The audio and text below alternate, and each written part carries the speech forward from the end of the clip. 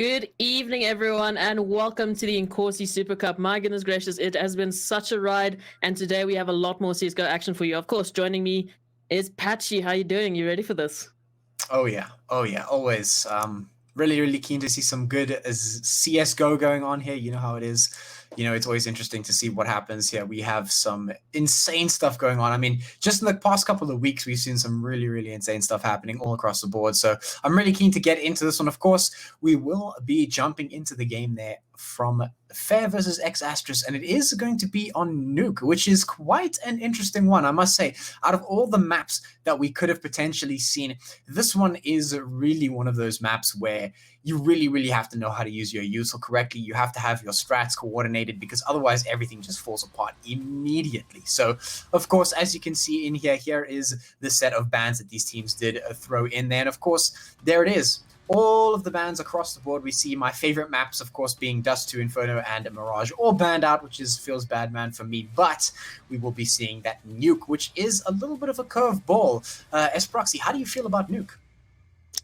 I'm excited for a little bit of a Nuke action. Yeah, obviously these teams were actually the two teams that were in last week's final, so they know each other pretty well. They've obviously gone head to head on Inferno and Overpass. So I'm glad that they've thrown that out of the gutter. They already know how these two teams are playing, and they've said, okay, enough is enough. We're going to start brand new, and starting it fresh with a Nuke, I think is a lovely surprise. It's definitely one of those maps that you can absolutely just play the mind games. I mean, the sound cues, we all know that we all hate them, we all love them sometimes, but nonetheless, I think it's going to be a fun one, and to see both of these teams hopefully going to show us what they made up, what they have prepared over these last few weeks, last few days, sorry, for this specific cup. Obviously Fair Gaming still hunting and looking for their win in the final. They've been very close thus far. I think they've made it to 2 finals so far, so they've really put up a fight. And X Ashes obviously with that first win in their final, so they're looking great, they're ready for it, and I think the teams are almost just as ready as we are to take it on. But how do you feel about Nuke? Are you excited for a bit of Nuke action? Ooh. Yeah, I mean, Nuke is always a bit of a hit or miss for me, because, I said that my favorite maps have been banned out, which obviously means that Nuke isn't one of my favorites. It's definitely not down at the bottom, but it's one of those maps where I usually like to emphasize utility usage, and especially on both of the sides, it becomes incredibly important, because you see the T-side strats that they use on this map, they become almost the decider, because if the T side cannot execute the strats properly, if they're not getting anything done, they're just going to fall flat. And likewise, if the CT side doesn't actually get any of the good counter util out, if they don't set themselves up properly, they're also going to fall flat. So what I'm looking for here is maybe some good util usage out towards, outside to maybe make the pass into secret. Some good util usage out towards the drop in vents, because that is a big one. If you know how to use your grenades and smokes to get yourself into vents, that is a very crucial strat to get right on the T side.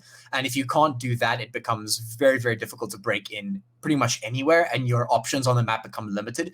So there's only a couple of things you can really do here on this map, and having that util down is very important here. So what I'm really looking at is, can these teams bring out the util? Can they make it work? Do they have solid strats set up? Because that's really what's going to be the decider here. So Fair Gaming, if they want to put that W on the board, they're going to have to get these utils right. They're going to have to get the strats right. And we'll be able to see if they're going to be able to do just that, because we're already starting. And look at this, X Ashes just taking aggression onto A couple of trades here and there on both sides and so forth. It's anyone's game at this point. But Sabery, there we go, the 2K is in, and look at the damage that has been done to Fair Gaming. 4 HP and 20 HP to Absorbs and Sunny respectively, and now it's a 3-on-4 retake. Make that a 2-on-4. My goodness gracious, everyone is just waiting. X Ashes ready and waiting for Fair Gaming's push here, and Sunny's going to take down Xenex there, but nonetheless, he's still got 3 to deal with. He's only got 20 HP, and the time is ticking away. I mean, this looks like an X Ashes round to me, and what a start. Yeah. An explosive one at that. Yeah, I mean, the beginning of that round made it look like X Asterisk might have been on the back foot there. Their start not as, decisive as maybe we've seen in the past, but nonetheless, Fair Gaming wasn't able to get the pushes out. They weren't able to really stop X Asterisk from getting in. And despite the fact that they were holding a couple of good positions, they weren't able to leverage those positions. And ultimately, well, X-Astrus, they're going to start off on the right foot. They're going to get that first round in, and that usually means that they'll be able to get 1 or 2 off the back of this as well. So I'm not expecting Fair Gaming to come back anything strong right now. Of course, they're relegated to those pistols. They have decided to pick themselves up a couple of Deagles, obviously, you know, a little bit of firepower at least, but it's not much to work with, especially against some AKs and some Galils. Yeah, there's just too much firepower to deal with exactly that. And Varulfa just escaping death there as all the CTs were just running past below him there. But nonetheless, already one of the players from Fair Gaming have fallen. They've used all of their nades. Unfortunately, none of it has connected. So no bit of extra sort of leeway to work with here in terms of HP. Those pistols are still going to have to do a lot of work if they want to get any kills here. And I think you're right. I mean, this is such a tall order for Fair Gaming if they actually wish to take this in a 3-on-5 situation with only a couple pistols to their name. We do have a Deagle in the hands of Hoodsman, but we need to be hitting our shots. And I mean, there's one, but already the trades are so fast here from X-Astrus. So nonetheless, RNX, I mean, you're in a 1v4 situation. You got a P250 to your name. Not a lot of money. The bomb's already down. And they're already waiting for you. Yeah. It's the second round for X-Astrus. Definitely not an easy spot to be in. You know, with the pistols, usually what you're looking for is to try and maybe surprise the enemy team, you know, get a little bit extra aggressive, do something that's unexpected. That's what you usually want to do with the pistols. Or you would play very, very safe, only come out later, come out with the numbers, try and get the trades. Ultimately, none of that was what happened for Fair Gaming. They weren't able to get any of that off. They weren't able to get those unexpected kills, and they weren't able to get any trades going. And when you're facing 1v1, in any case, against full stacked util, full stacked guns, you can't do anything. You know, the pistols are inferior. That's just how it works. You have to come up with something out of the box in order to win with that. And we've seen that a couple of times in CSGO, especially in the ZA scene. They definitely do come up with a couple of different strats and some crazy things that happen for the pistols. But at the end of the day, if you can't pull that off, like, it's just done, you know? So X-Astrus, they're going to get that round on the board, and they're looking to get another one on the board, obviously taking down Hoofsman as well. So they're already in a favorable position here. 1 minute, 10 seconds on the board. They should be able to close this one out. So it should be a 3-0 for X-Astrus. And again, Fair Gaming choosing to save another one, you know, holding on to that economy, trying to just get a bit more money that they can work with in what will be the 4th round. Nonetheless, you're a 4-on-5 situation. You've done a little bit of damage here and there, but X-Astrus, they still have all of their men in fighting action. They've got all of their guns. And now they have the A side. Oh, okay, it's fine. I'm, you know, a little bit trigger happy nonetheless. No too real damage just yet. And it's a 3-on-5. Kobe. That's what I was waiting for. 2-on-5 here for X-Astrus. My goodness gracious. So that's another round on the board that should be. They just need to make sure that they're not losing any guns to these pistols, which obviously Fair Gaming are just hunting for a bit of extra money here. But I agree with what you're saying. You know, if you've got pistols, you're in that sort of situation where you're already on the back foot. Do something crazy. Take a gamble. Stack a site. You know, rush a site. Again, these TKs need to calm down. Just calm down with the trigger happiness here. Come on, guys. Yeah. I think the only thing right now that Fair Gaming have going for them is that throughout a couple of different leagues that we've been casting in the past couple of weeks, I've seen a lot of teams forcing up in the second round. They pick up maybe some pistols, some util, maybe some armor, stuff like that. And what that means is that in the 4th round, which we're going into now, they don't end up buying the full guns, which means they're already on the back foot going into the 4th round, which should not be happening. Right now, Fair Gaming have managed to save all 3 rounds, as they should, which means they're in a position to buy up full guns, they've got the util, and already they're starting it out with a great kill onto Hopper. So this is a good start for Fair Gaming, and this is the chance that they have to get back into this one. We'll see if they can hold on to it already. You know, X-Astrus, they've got a bit of map control here. Just trying to peek out, just trying to find an opening here. Varulfa very close to mouth here. Could actually surprise Hitman if he gets the timing right. But the drop is going to make all the noise. So with no real backup to help, it's going to be quite a risky play. You've got Zinix right at the back foot here, just holding on to some utility. But nonetheless, Varulfa, if you choose to take this, you're going to be alone. So now we can see X-Astrus is trying to group up so that is not necessarily the case. It looks like they're going to be taking a squeaky push here onto the B bomb sites, and actually this might work out. There's only one player that will really be a problem, and Varulfa is going to make that a little bit easier as he takes down Hoodsman. RNX, the only man on the B-bomb side, has to defend it from X-Astrus.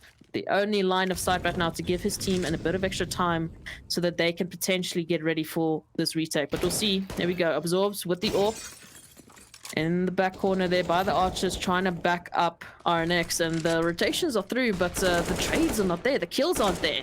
So far, Rolfo still has not been traded out, and it's a 3-on-4. And now time is wasted.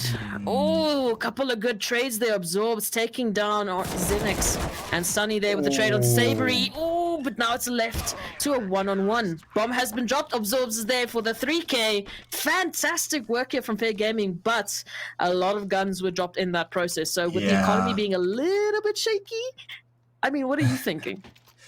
Look, Fair Gaming, the fact that they were able to win that one out is pretty big for them. It does mean that they're going to be able to reinvest into this round. They can buy up some guns. Of course, it will be some FAMASas and an MP9, but they do have the AWP and they have the M4 on the board as well. They've got a little bit of util to work with. They've got the armor. They've got a defuse kit, or a couple of defuse kits at least. So they're not looking too bad into this one. They could potentially win this one out as well. And that was almost dropped. Fair Gaming almost lost that one out, but they just managed to hold on to the round. If they can continue doing that, they will be able to put some rounds on the board. They will be able to even things out, but they do need to keep that going. They need to keep themselves on the roll, because otherwise X-Astrus is looking to run away with this one. They're already going to take a nice trade, so it is a 1-for-1 at the moment. Even man count for these two teams. Yeah, and the shots coming through. X-Astrus going to lose another member. Fair Gaming, they need this round if they want to put some more economy on the board. Oh, and a lot of pressure is putting onto them by X-Astrus. I mean, it's still a 3-on-2, but the guns are not looking too great. Absorb still has that AWP that he's managed to keep. But Hutzman, oh, there we go. We've been able to trade up to an AK, but in that process, Absorbs getting taken down. Not expecting Hopper to push up, and they're not expecting real Hitman in the squeaky position. Now bomb is dropped. Hopper in a position that he doesn't want to be. Oh, we should be peeking that nonetheless. That's going to put it onto a 1v1 situation. And now Hutzman, my goodness gracious, this is a tough time, but you need to clutch it up for your team. And the same can go for Hopper, and it's going to depend on who looks where. There we go. Hutzman takes it down. My goodness gracious, that was getting really close. Once again, these rounds are just putting me on the edge of my seat. So, the money still for Fair Gaming is looking a little bit better with a couple of those guns recovered, but every single round, you know, both teams are taking huge losses in terms of economy.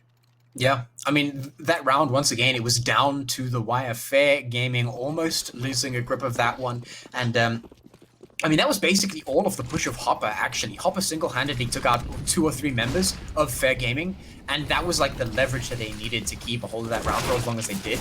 He was able to take down one of the AWPers, but in the meantime, though, we already have 2 shots down in towards X-Astrus, losing so many members. It's a 2v2 already. We still have 1.5 minutes left on the board, and already the trades have been crazy, but the health advantage is in the favor of Fair Gaming. So this is another round that they could potentially put on the board and maybe even things out for themselves. Sure, goodness gracious, a 2-on-2 so quickly, and what is basically a bit of a half bar here for X-Astrus. Managing to recover a couple of guns, need to be careful though, that's the bomb drop. Once again, RNX taking a nice shot there onto Sabri, and now it's all left on Hopper once again. He's down to 1v1, oh, can't swing quick enough. I mean, good trades there for X-Astrus, a fantastic round, making them quite a bit of money, but they also themselves invested quite a bit into that. So they're actually potentially going to be on the save for once. And Fair Gaming, on the other hand, you know, managing to win the round, but now you're having to force up around this. Yeah, so the big thing here that's just happened is that Fair Gaming have managed to equalize the round count. It's 3-3. They're in a good set. But they do have to force around this one. They know that X-Astrus is on the save. Obviously, they only have pistols, a little bit of util to work with, a couple of flashes and some smokes, and they're rushing their way on towards Secret. But Hootsman, he's right here with his AK. He could throw absolute havoc, but it's going to be the Rolfer who's actually going to get the shot in with the deagle. They take down Hootsman. He wasn't even able to get anything happening. Now they have free access to the Secret site. They're going to head over towards B. The pistols are suddenly making things happen here. How is Fair Gaming on the back end of this one? This can't happen. Fair Gaming can't lose this round. This is going to be devastating. Oh, I mean, good work there from Absorbs and RNS taking down 2, but with that trade there, Absorbs left with only the scout against 3 members of X-Astrus. This is not a round that I think they were expecting, and definitely not what I was expecting. So now Fair Gaming, they have just forced up into this round. This is such a crucial round for the economy, and look what X-Astrus have done. They completely turned it around. They were on the back foot. They had the pistols, and somehow they've managed to get a bomb plant out of this. They've managed to recover a couple of guns, and they're just managing to take down every single member of Fair Gaming. So what a great round to take as your 4th, and finally again taking back the lead just as Fair Gaming tie it out. Yeah, what a tragic round for Fair Gaming. That was a round that was so critical, like you said, but for some reason, despite the fact that X-Astrus were only on pistols, Fair Gaming weren't able to win the fights that they needed to win. Hootsman was right out there in towards long. All he needed to do, or at least outside, he had to swing. That's all he had to do. He had to swing and get some shots in. Instead, the Deagles were there. X-Astrus was able to put the hits in. They were winning the trades despite the fact that they were only using pistols. That means they get free guns and the round. And now look at this. They're just tearing into the players from Fair Gaming. There's 2 left. Make that 1. It's just Sunny in a 1v4. X-Astrus, they're looking to run away with this one. Fair Gaming have made some mistakes here, and this really could come back to bite them. Ooh, okay, nice shot to start it out there, but it's going to be quickly finished. Very nice flick there. Nonetheless, like you said, you know, a little bit of mistakes there, and initially, I mean, that was a grenade stack onto the outside, and it only met 1 player. It only connected to Xenix, and I mean, he still managed to take down 1 or 2 before he went down. So you can see that the trades are not even from the Fair Gaming side to X-Astrus. They're just running away with these multi-kills, and at this point, it is starting to be a bit of a rough roller coaster for Fair Gaming to catch up on. So again, another save that they're going to be running into. You know, this time it looks like they're taking a little bit more of a default stack rather than just rushing outside with those nades. But it's a pistol round. It's a gamble as it is, and at this point, I mean, if you're not winning those 1v1s, then up the numbers advantage, and hopefully, you know, potentially take a couple of guns away from them. Yeah, I mean, at this point, we've seen Fair Gaming lose a pistol round before.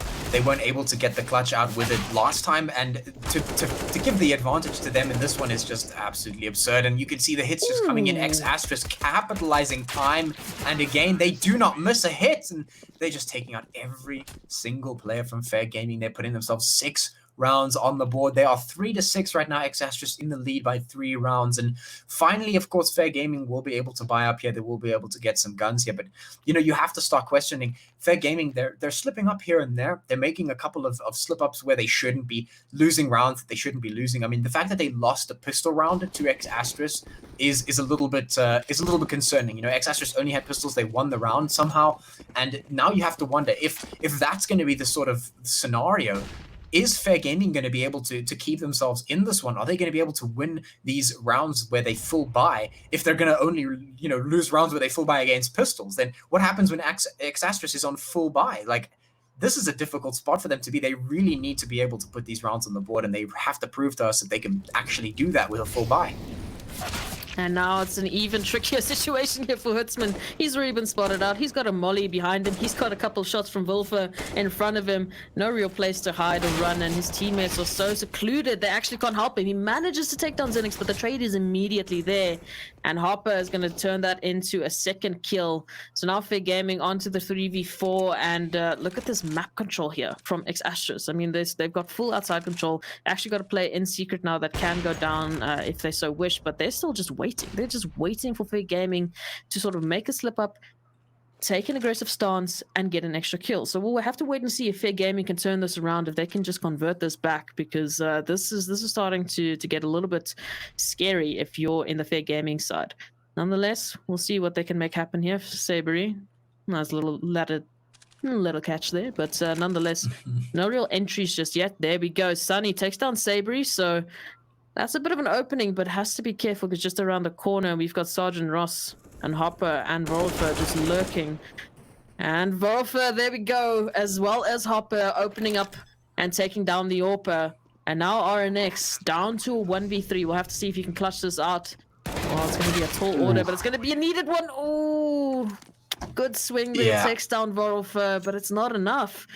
they're just peaking so beautifully together. You know, those double peaks constantly around the angles. As soon as they take an entry at one point, they've taken another one at another point. So Fair Gaming are left clueless as to where exactly they're wanting to go.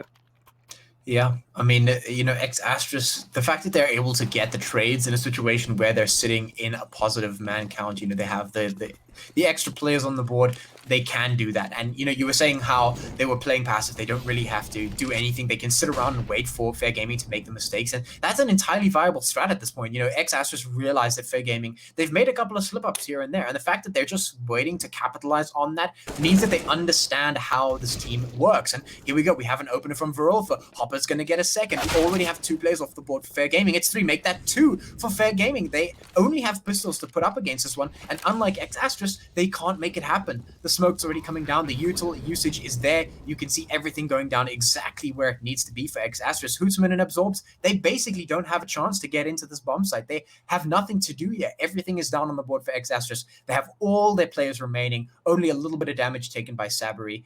Everything else is there. This is basically done and dusted. There comes the first Hootsman as the last one left. And Fair Gaming, they're looking in a very, you know, precarious position here. Of course, they will be able to buy up in the next round, but I mean, if they don't win that one, it's going to be so difficult to come back. And you're already seeing them struggle a little bit, you know, with that fast-paced movement from X Astros. So if they're not able to get, you know, these insane flicks, as we're seeing on the X Astros side, they're going to struggle when they get onto the T side, when they are the ones that have to take the aggressive stance, when they are the ones needing to get those entries, needing to get, you know, those fast-paced, you know, flicks left, right, and center. I mean, you've seen a little bit with the, you know, with the pistols there, but it's not enough at this point. You're not getting enough kills. You're not getting enough damage into X Astros to actually make a dent. I mean, a simple example of that would be if we look at the economy right now. We've got 3 players well over 10k, so they're sitting pretty in terms of economy. Even if they lose a couple of rounds, they're still going to be going strong. Whereas for Fair Gaming, it's been a clench every single round just to see, okay, what can we squeeze out of this? Well, how many guns can we get here? Yeah. And I mean, the thing is, like you mentioned, X Astros, they're on so many, you know, so many kills, so many pieces of util. They have everything going for them. They're hitting the shots. Hootsman is actually going to be able to get one for himself as well. X Astros on the back foot for the first time in a while. But, you know, even if X Astros loses this one, they still have the economy to get into this one. It's a 2v3 at the moment. X Astros, Valrolfer and Hopper, the last 2 left for them to be able to clutch this one out. 1 minute, 15 seconds left on the clock. But even if they lose this one, they can still get into it. They have plenty of cash. And we're heading towards the end of this half, so they really don't have to worry about losing this one or the next one even. They've got such a beautiful lead here. 5 rounds is the gap right now, and Fair Gaming need to catch up bit by bit. 55 seconds on the clock. Oh, beautiful play here from Hootsman through the smoke, takes down the bomb planter. Now it's Hopper, sorry. Left in a 1v3, has no idea where the other 2 teammates from Fair Gaming are, so he needs to be careful. His opponents are waiting and hunting. They know exactly where he's going. I say that.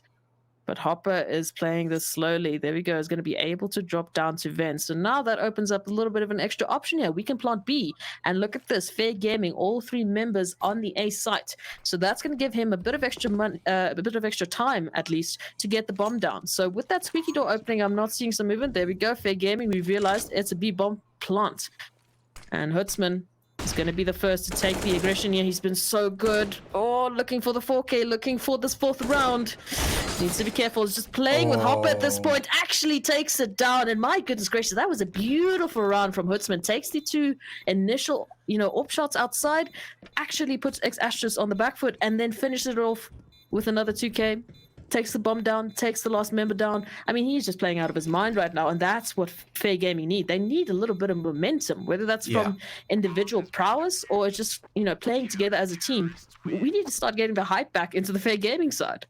Yeah, you're absolutely right. Fair Gaming need everything that they can get. And as we head into round 13, closing in towards the end of that half, you know, that is exactly what Fair Gaming needs to put on the board, because we're encroaching on the end of the half. Fair Gaming needs to put as many rounds on the board as possible to make the second half viable for them, because if they can't even it out as much as possible, it is going to be a difficult, you know, second half for them. And they really, really want to make sure that they've got everything that they can get in towards this one, because X Astros, they already have 8 rounds on the board. It's only 4 for Fair Gaming. So at this point, Fair Gaming need to get everything, and they're going to start off really, really well. Strong start for Fair Gaming. They're going to take one, do so much damage to all these players. Yeah, this is a good start for Fair Gaming in round 13. And once again, it's Hutzman doing all the damage. Takes down one, actually does a lot of damage to Hopper and Sergeant Ross here. But still, we've got 1 minute, 20 seconds left on the clock. Asterisk have the outside control. They have full information and control of the side. So they've got a lot of options. They just need to find the entries at this point. And you can see, oh, Hopper, we're going to find the back. And we're holding our trigger discipline. Wants to take two, is hungry for it. Has to make the decision. Who do we go for first? Doesn't miss it. Oh, there we go. Finishes off there. And now the A side is completely open. It's a 2-on-4. Nevertheless, Hopper and Sergeant Ross are extremely low. 20 and 8 HP respectively, and Saber is just making it so much easier. Takes down RNX, knows exactly where Absorbs is. So this is looking good as a 9th round for Asterisk. I mean, at this point, you know, an A side retake, 4 players to kill with your AWP. Yeah. Maybe just keep it, maybe just stay alive, because you definitely want to be holding whatever gun and firepower you have. Nonetheless, Asterisk, 9th round, and they're looking so good. Yeah, and all of that is off the back of Hopper, who was able to get some brilliant kills there with that amazing rotation in from the back. Brilliant trigger discipline. That is, you don't see that every day. You know, it's difficult to see players with that kind of trigger discipline, but there it is. Hopper gets in the back, he takes down 2, and that basically just absolutely crushes the defense from Fair Gaming. We're sitting on 4 rounds to 9 now in favor of Asterisk. Asterisk looking to close this half out with absolute dominance, basically, is what coming out from them. And right now, Fair Gaming, they're relegated to half buys. They're SMGs. They're trying to make it happen with just these SMGs, and they cannot do it. Losing player by player. It's Absorbs and Sunny, the last 2 left. Make it just Absorbs, the only one left with an MP9. The Kobe's coming in from Asterisk. Everything landing for that team, and now Absorbs sitting here in secret. It's just not going to work out. You know, I think Asterisk, they've had such a dominant showing in this one. Everything was on point for them. They're just winning all the things that they need to be winning. And Fair Gaming, they have to come back with such a vengeance in the second half if they even want a chance at getting back into this one. And that puts a lot of pressure on you as an individual and as a team. I mean, you need to potentially go into a 10-5 half, or what could be an 11-4 half by the looks of it. I mean, Absorbs left in a 1v4, like you said, with an MP9, and Asterisk playing it smart, actually going to be leaving one player here at ramp just waiting for Absorbs and waiting for him to take the aggression, because he has no other choice. We're down to what will be the second last round, and he needs to somehow recover a gun here. So it's a lot of pressure, and it's getting also more, you know, just gruesome at this point for Fair Gaming, because they've played against this team multiple times before. You know, whether we're talking about the semifinals or the finals of the Inkosi Super Cup, they have played them time and time again, and they started to come back at a point. But now it just seems like Asterisk have stepped it up a notch, and Fair Gaming has to do a lot if they want to recover these rounds. But we'll see. It's not done just yet. They have the potential to take it into a 10-5 half. Nevertheless, it's a tall order for the second half. Yep. And you have to wonder about the map picks and bans as well. And actually, as we're sitting there wondering about it, what is going on? This is nuts. Asterisk, they bunch up towards the vents. So I don't know what that was, but they all get stuck, and that was just the end for them. Absolutely annihilated. What did we just witness?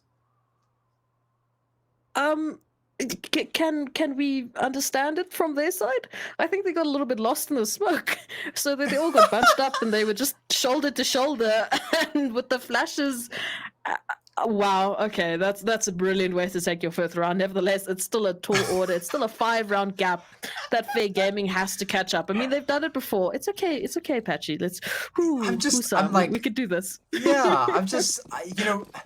Looking at what just happened there, it was a great way to begin the round. They had a game plan in mind. They just all get stuck on vents, and they all just immediately die. Speaking of immediately die, though, it's ZNX. He's getting the headshot straight away, just instantly taking down player after player from Fair Gaming here. And Fair Gaming, they have a lot of work to do. They're 5 rounds down compared to Asterisk. They have so much work to do. They're going to be making their way towards the B-bomb side, putting some stuff on the board, but Oh my word, I just have to catch my breath after that because I don't know what's going on in this game anymore.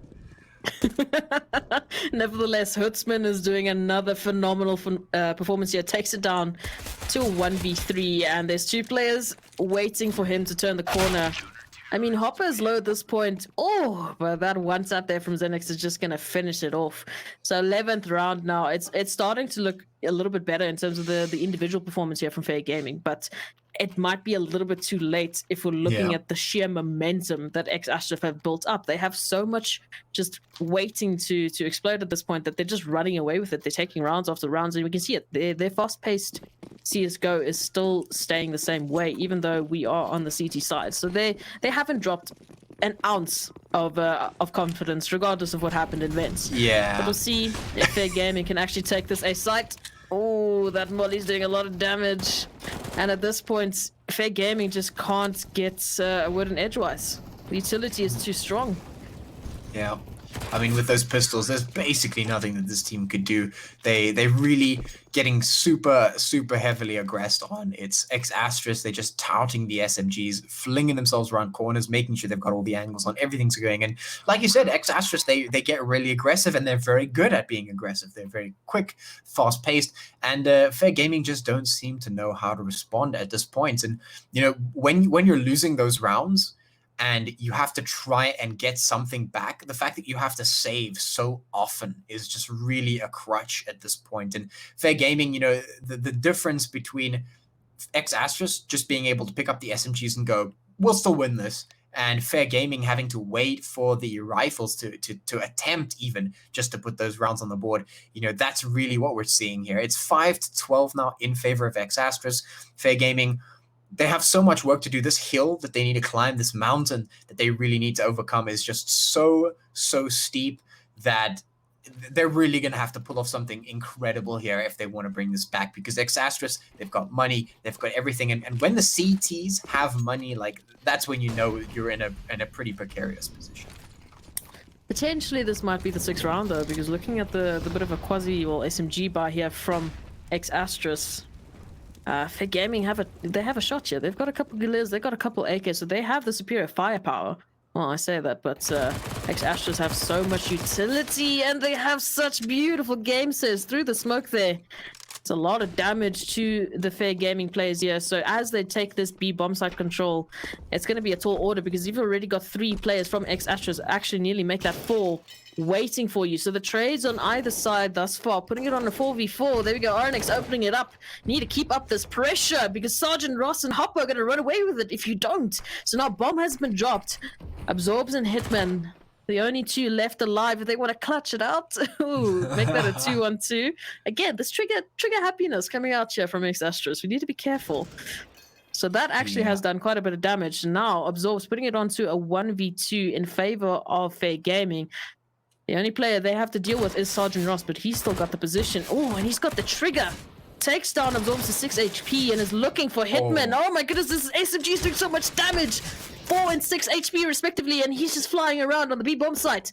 Bomb has still been dropped. It has not yet been recovered. Oh, was looking very good for Sergeant Ross, but nonetheless, by the skin of their teeth, Absorbs and Hitman take the 6th round for Fair Gaming. I mean, that is definitely the skin of their teeth right there. 6 HP and 4 HP for both of the remaining players from Fair Gaming. It could have only been even, like, the margin that could have been a closer is just... Wow, Fair Gaming managed to win that one out just barely, and potentially it could mark the beginning of a little bit of momentum for them, which could be great, but they're still 6 rounds down. They only have 6 to X-Astrus 12, so they've got a lot of work to do, but they could still potentially do it here. There's still a full buy on both teams. They have some Galils on the side of Fair Gaming and some Famasas on the side of X-Astrus, so relatively even. But, I mean, we've seen X-Astrus pull off pretty much everything in this game, from pistol rounds to miscellaneous, but actually the opening is going to go straight to Fair Gaming, but the trade's going to be there. Everything is now going in the way of Fair Gaming. It's going to be traded out immediately. Sergeant Ross and Zerenex are going to be the last ones left for X-Astrus. They're going to have to try and make this happen. The FAMAS putting the spray in, but it can't make it happen. It's just Sergeant Ross with an MP4 to try and clutch this out. Ooh. Oh, and he's going to take Absorbs down, but Having to run through that molly is going to take him down to 30 HP, well, 29 HP. So nonetheless, still a 1-on-2, and he's got a lot of work to do if he wants to take this 13th round. Sunny should be expecting him from this position, but Sergeant Ross has the aim. Once again, he's so quick. And now he's put this into a 1v1 situation, knows exactly where Hitman is. Bomb is not planted for him, so he still has to take him down. Nevertheless, if he wants to defuse this bomb, doesn't have a kit, so he's running out of time very quickly. Oh! Once again, these rounds are so close, but Hitman's going to be clutching it out. There's the 7th round, and they're just holding on to these guns bit by bit, holding on to these rounds, as I say that, bit by bit. Yeah, I mean, this is very, very close. And what I'm actually seeing very often here is that X-Astrus, they have some amazing movement. The way I'm watching them just move around the map, it feels so fluid, like really, really practiced and just well done. But Fair Gaming just managed to cling to the end of that round. They just managed to cross over the finish line, just managed to land those hits and keep themselves in this one round after round. They do not want to give this one up for free, and they're doing a damn good job of keeping this one at least somewhat competitive here. They have 7 rounds on the board now, looking to keep that going. They've got their stuff going on for them. They've got some economy going for them as well. So this is good. You know, X-Astrus, they've got the pistols. This might just be doable for Fair Gaming to put a couple more rounds on the board. We'll have to wait and see what they can do. They're up against pistols, so like you said, this should be a pretty good round for Fair Gaming, but what comes after might be the detriment. Oh, and we've seen X-Ashes do a lot with pistols, so Warulfa is going to take one down, but the trades are immediately there from Fair Gaming. Nevertheless, 2-on-4, X-Ashes looking to do a bit more damage here, potentially take a gun, save it out. That Galil will be recovered, so now Sabery in a position to do a lot more damage, and Hoodsman actually down to 3 HP. With the trade there onto Sergeant Ross puts Sabery into a 1v3 situation. This is definitely not doable from a point just in general. They didn't have the firepower to start with. But damage, and economy damage especially, is what is the key factor. And X-Astros have been so good at doing that round by round, regardless of whether they're losing it. I mean, they have so many rounds to begin with. At this point, you know, it doesn't matter too much. While they're building up their economy, let's take a little bit away from our opponents. And they're doing a good job at that. Yeah, I mean, you know, X-Astros, they're in a position where, despite this second win coming out from Fair Gaming, they can say, all right, cool. They're coming back, they're putting the rounds on the board now, but we can still make this difficult for them. The more kills we get, even on a pistol round, the better we are going forward, because we have 12 rounds on the board. And Fair Gaming, they've only just put their 8th. So they still have a ways to go before they even think about evening this out with X-Astros. So X-Astros still have a little bit of room to play, a little bit of room to maneuver. So they know that as long as they're doing damage to Fair Gaming, they're still making this doable for themselves. So sure, they've got pistols, they have the Galil in the hands of Sabery, they've got a bit of util. If they can do damage to Fair Gaming once again, they will make this a lot easier for themselves the next time they decide to buy out. Absolutely, and we'll see if Fair Gaming can do just that. I mean, this is looking good for their round, already taking down Hopper and Vorolfer. Those have been some very impactful players for X-Astros. And now Sergeant Ross, and Zenix again in a 2v5 situation, left to clutch out what is absolutely impossible as Fair Gaming take their 9th round. So good, clean round there from Fair Gaming, not really dropping anyone. This is what we need. We're starting to hold a little bit stronger in terms of our defense from Fair Gaming. They're starting to clean up their defaults. They're starting to clear those angles and wait for X-Astros, because that's what you should be doing. That's what you should be expecting. We've seen how aggressive they can be. So great. Let's just hunker down on those defaults and expect the players around the corner. So now, this is where it starts getting tricky, because this is the first proper buy from X-Astros.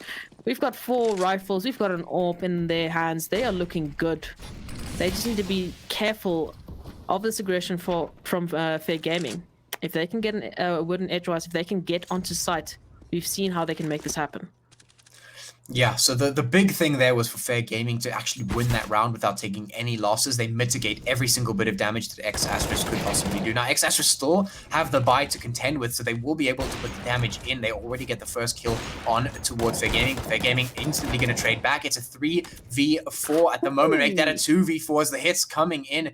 2v3 now for Fair Gaming. They have 2 AKs to contend with, these 2 M4s and an AWP on the side of X-Astros. But X-Astros, they need to win this round, because if they don't, they give Fair Gaming the best possible chance to start snowballing and get back into this half right here, because it's 9-12. Only a couple more rounds will give them what they need. It is X-Astros going to be able to close it out super quickly and absolutely concisely. They're all going to be putting that last hit in there with the AWP, and they will take the 13th round. So they are moving slowly but surely towards that match point. And, well, Fair Gaming now, this is everything right here. This round that they're about to partake in is the round that they need to get on the board, because if they lose this, X-Astros will be so close to match point that it is going to be so difficult to take them off that. And Fair Gaming need to put the rounds in right now. This is basically the critical round for them. And they did everything right. Immediately, as soon as they dropped a bit of outside control to that secret player, they took A control. They opened it up, but unfortunately the trades aren't there, and Hopper was just running away with some clean taps. So they need to be careful. They need to be especially careful of this AWPer in Rolfer's hands, and Sabri with the trade through the smoke takes down 2. Now, Fair Gaming onto a 2v5 for what could be their 10th round or X-Astros's 14th. So this is very dangerous waters that they're treading in, and already we're seeing this rotation. Oh, through the fence! There we go, RNX! You take down 3! You open up, you give your chance to the team, but Fair Gaming still in difficult waters. Sunny left in a 1v2, has to recover the bomb and has to be careful of these X-Astros players that are going to take complete rapid control. Oh, this is a difficult situation. We'll see if you can clutch it out. This is such an important round here for Fair Gaming and for X-Astros. This is potentially what swings it either way. And Sunny doesn't really have information on one of the X-Astros players here, so this is a bit of a gamble for him, but at this point it might be the best possible one as he chooses to actually take A-side control. So we've got Sergeant Ross and Zenix actually on the B-bomb side looking and hunting for Sunny. So a lot of time is wasted as they're all clearing angles. They have no idea where each other are, but there we go. The sound trigger is going to be given away, and now it's the retake. Sunny's going to be able to plant the bomb. He's got a lot of time, but he has no information as to where Sergeant Ross and Zenix are coming from. So depending on the timing here, we might see it go either way. There's the flash. There's a bit of information for Sunny, and he's choosing to take this the long route. He's planted for... not really for himself, didn't he plant behind the silo? Nonetheless, he's going to take down Zenix. Oh, nearly trades Sergeant Ross. And I mean, that was such a risky play. You know, he planted behind the silo there and chose to actually sit in mouth. So that was an extremely scary one. Nonetheless, X-Astros just grabbed their 14th round. It was looking good for Fair Gaming. Yeah, I mean... let it not be said that Fair Gaming are not able to contend with X-Astros, because I can see the potential right there. I mean, the fact that these players are able to get something as insane as just catching 3 players out in vents and taking all 3 of them down with a perfectly well-controlled spray, that is great. That tells me that Fair Gaming, you know, they've got what it takes to be able to contend with X-Astros, but there's just 1 or 2 areas that they're lacking at the moment that X-Astros are just a little bit more practiced in, that's really winning X-Astros these rounds. And I mean, that's, you know, it shows you right there. Fair Gaming almost clutched that one out. Everything was there, but unfortunately for them, X-Astros was just able to finally make the slight distance over the edge, over that finish line, and put them in the lead. They're 14 rounds up now. 1 more will give them that match point that they're looking for. And I mean, Fair Gaming, they've put up a really, really good fight here, and I really think that they have the potential to come back super, super strong if they continue to practice, if they continue to put those, put the time in. But right now, X-Astros they're showing that they have that slight edge just here and there that's really helping them to take these wins here. So we have 1 minute on the board. 1 player has already dropped for Fair Gaming, and Fair Gaming, they're looking to they're looking like they might just let this one slip. You know, they've put some really good rounds on the board. They've managed to do some really crazy stuff. But at the end of the day, X-Astros, they're just able to pull it out every single time. They're able to win those fights, win those trades, win those tiny little advantages. And once again, X-Astros, here it is, match point. They're able to put that one on the board. And despite the good game that Fair Gaming has given us, X-Astros just looking so much more prepared for this. Yeah, they're just looking at this point a little bit more polished than what Fair Gaming is at this point. They have a lot more tricks in their bag. You know, they can honestly just change it up and stay dynamic, whereas Fair Gaming, they're left to either hope for that entry onto a site and, you know, potentially make it work with the individuals that they have, but it's not enough when you're going up against a team like X-Astros that are just constantly giving you so much pressure and constantly putting you in a situation where you have to perform or that's it. We've seen it round and round again where X-Astros take the win in a dominating fashion, whereas on the side of Fair Gaming, if they do win, you know, it's down to a 1v1. It's down to them dropping, you know, 3 or 4 players. So This economy damage, as we can see, has done a lot as Fair Gaming onto a bit of a quasi-buy here. It's actually going to work out as Hitman takes down Savory, so that's a bit of an opening. Nevertheless, it's still a 4-on-5, so X-Astra still have a lot of firepower if we're looking at the guns that they're holding, and we're looking at the position that they're taking. They've got full B control at this point. They're waiting for Fair Gaming. They've read this like a book, and Zinix, with the information there, they know exactly where Fair Gaming are aiming to go. So at this point, if they're going to be entering, they're going to be going into 3 crosshairs from X-Astras, and Hopper up close and personal, waiting to take down Sunny. Beautiful headshot, leaves Hitman in a 1v4, and it's just too much. X-Astras with the semi-final win, going to be going to that final once again. A very convincing, map from them. Yeah. And it's just down to that little bit of extra polish that we see coming out from X-Astras, really taking them over that finish line, being able to come out on top of Fair Gaming. And honestly, I have to say GG well played to both of these teams, because they have had some insane plays. I mean, Fair Gaming, they really, really were able to put some nuts things on the board. Like, really, really well played to them. But of course, GG to X-Astras, of course, taking that win. They put some good rounds on the board. They really came up today, stepped up. They showed that they really are prepared for this. They put the good rounds on the board, and they took that W. So yeah, well played. I think they're definitely going to be happy with their performance. So very well done to X-Astras. You're going to be seeing them in the finals going up against the winner of the other semi bracket win. Nevertheless, just stay with us. We'll be back after this break.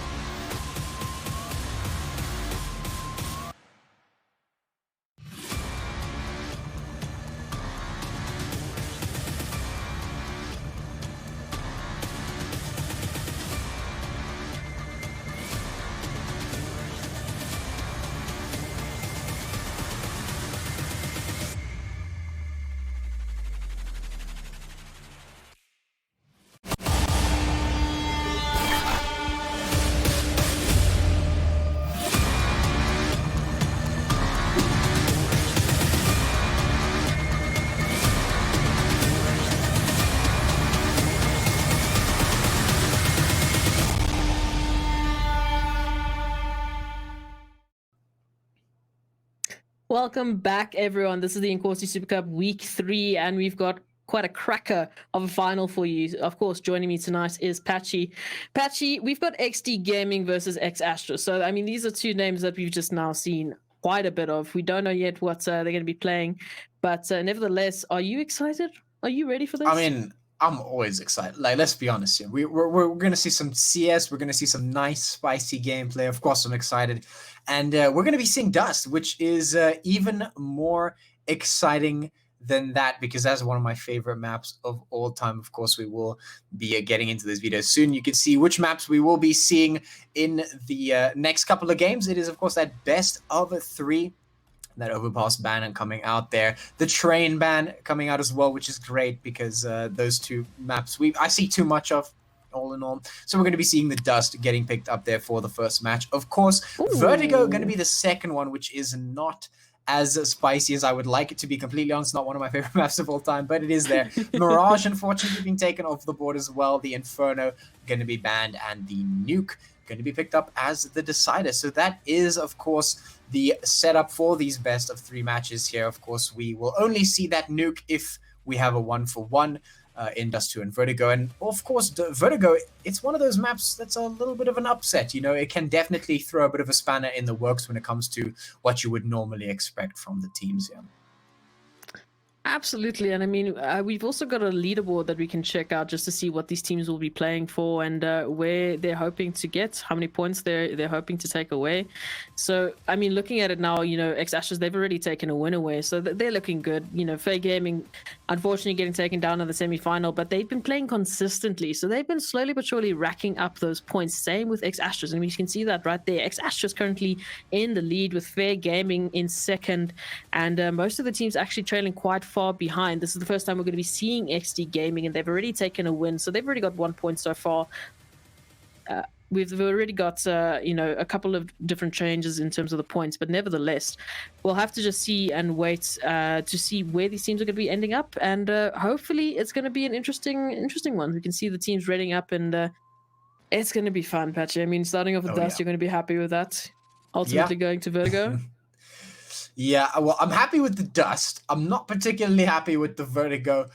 It's one of those maps that I would potentially argue is not one of the best maps of Counter-Strike. A lot of people would disagree with me, and that's a valid point. But I personally see Vertigo as one of the less solid maps. I really like the more traditional, more classic sort of style of maps. You know, the Mirage, the Dust 2, and the Inferno, those are really staples. And I really feel like those are the maps that need to be focused on, especially when you're in a team that's sort of in an uprising region like we are. You really want to get those core maps down. You want to get the core concepts down. You don't want to do anything crazy like Vertigo. Vertigo really is a wild card, and it is a wild card for a good reason.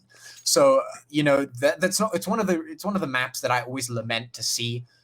We'll see how it turns out. Of course, if the teams feel comfortable on that map, then I'll be proven wrong, which is fine. I'm quite happy to eat my words if that is the case, but it really does seem like some other maps could have potentially been picked up here that would have been a little bit more solid, maybe an Overpass, maybe an Inferno. So yeah, those are some of the maps that I would have liked to see. Of course, not going to be the case here. We have Dust 2, Vertigo, and Nuke as our 3 maps, as you can see on your screen here. And we'll be heading into Dust 2, which is one of my favorite maps of all time. It is literally the classic Foursquare map ever. So yeah, it's nice to see this one. We're going to be starting ourselves off nice and quick. Of course, X Asterisk on the CT, on the T side. On the CT side is, of course, XD. And well, it looks like X Asterisk making a very quick movement towards B. Definitely trying to take over the space, and we actually have one of them just running down short, causing quite a bit of commotion. Nevertheless, you can see XD are going to start falling for it, as that rotation is actually going to be dragged away to A. So we've got 4 X Asterisk players sitting and waiting to take this B bomb site, whereas Vorulfer is doing such a good job of being a decoy. We've seen it time and time again. Nevertheless, they still have to deal with 2 players. XD in good crossfire positions here. It takes 1 taps after 1 taps. Sergeant Ross eventually going to be taking the trade there, but Rusty is so quick with the rotation, takes down Hopper. Now it's left in a 2v4 situation. XD still looking good for this. As I say that, Vorulfer takes down 2 and now left in a 1v2 of his own. Has gonna be a lot of pressure to clutch it out. He's already going to meet Rusty in that tunnels position there, and he's going to be hoping to clutch this out for X Asterisk. Just waiting and peeking. Ooh, a little bit of an inspection there might get you caught off guard. Need to be careful because XD are waiting for you. Oh, so close. The one-tap was nearly there, but nevertheless, I mean, doing so much work for his team as Rolfo. I mean, he was the decoy. He takes down 2 of his own, opens up the B bomb side, nearly had to clutch it out there, but XD are going to come out on top, and I say that Beast as well, finishing it off with a 3K, so XD starting it off pretty nicely, I'd say.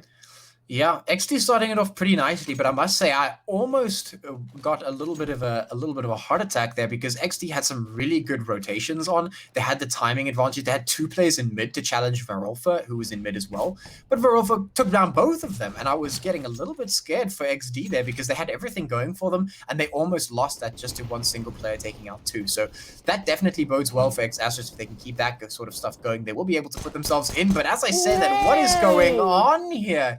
Beast just going absolutely beast mode. It's only Verolfa, that player that we were talking about, left last alive with a P250 to try and make this happen. Is going to pick up the FAMAS to make it a little bit more doable. But 1v2 here, the trade's obviously making it a little bit more doable for X-Astros, but Verolfa has so much work to do. 40, oh, it's just not going to happen. It's just not going to happen. I'm never going to bother.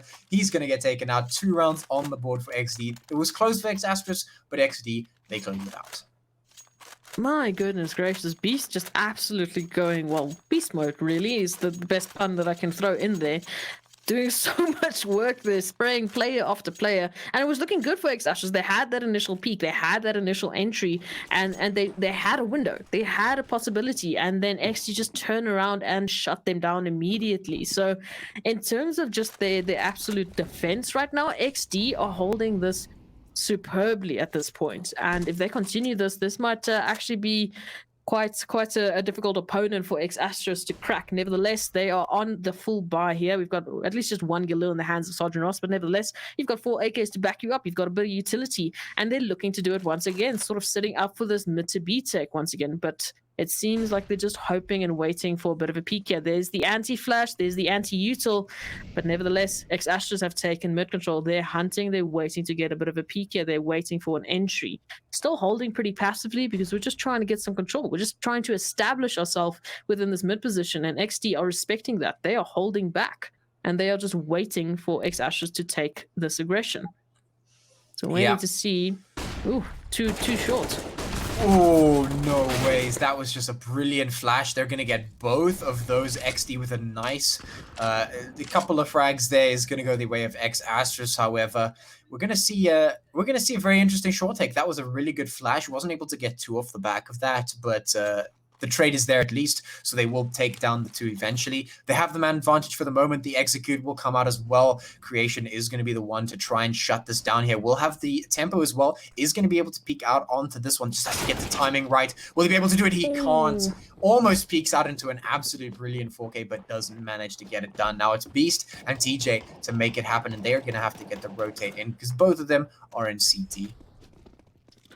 I don't see them actually going for this. I see the save coming through, and that's exactly what's happening. I mean, they're in a 2v4 situation. X-Astros have so much time and advantage in terms of just setting up those post plants and the numbers that they have to work with. So good call here from XD, especially looking at the economy that they have to work with. I mean, you've got, a couple of rifles here. You've lost a lot in this take that you actually had to sort of invest into quite heavily in terms of, what they actually had at their utility. So just keeping those guns, keeping that economy relatively stable in terms of what they'll be able to take. Nevertheless, X-Astros now going to be able to get their first round on the board, and they're starting to look pretty dynamic at this point. I mean, it was a beautiful fake towards A, and then they just take that trigger and run straight B, full control, fully holding XD to, defending A site. So they only had 1 player to deal with, which was Creation and Lowe's. And I mean, you get so excited when you see those 4 outlines just running at you.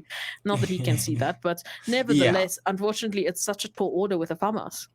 Yeah.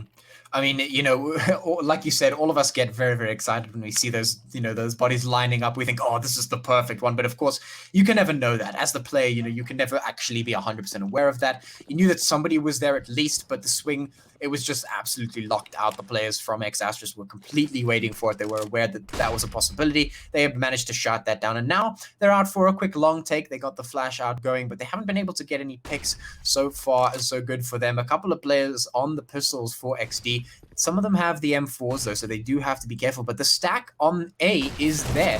They are expecting this to be an A. The flash is perfect, and the spray comes out. It's a 1v1, which is pretty decent for XD. They can make this happen now, pushing in. Casey are getting very aggressive. He's going to catch out Hopper. That is exactly what they needed.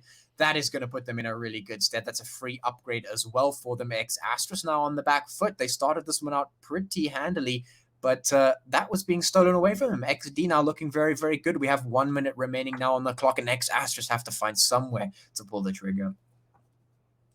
Oh, and it's such a tall order. There's a lot of work that they're going to have to do if they want to make this happen. It's a 3-on-4, but XD have recovered a couple of guns. They've done a lot of damage.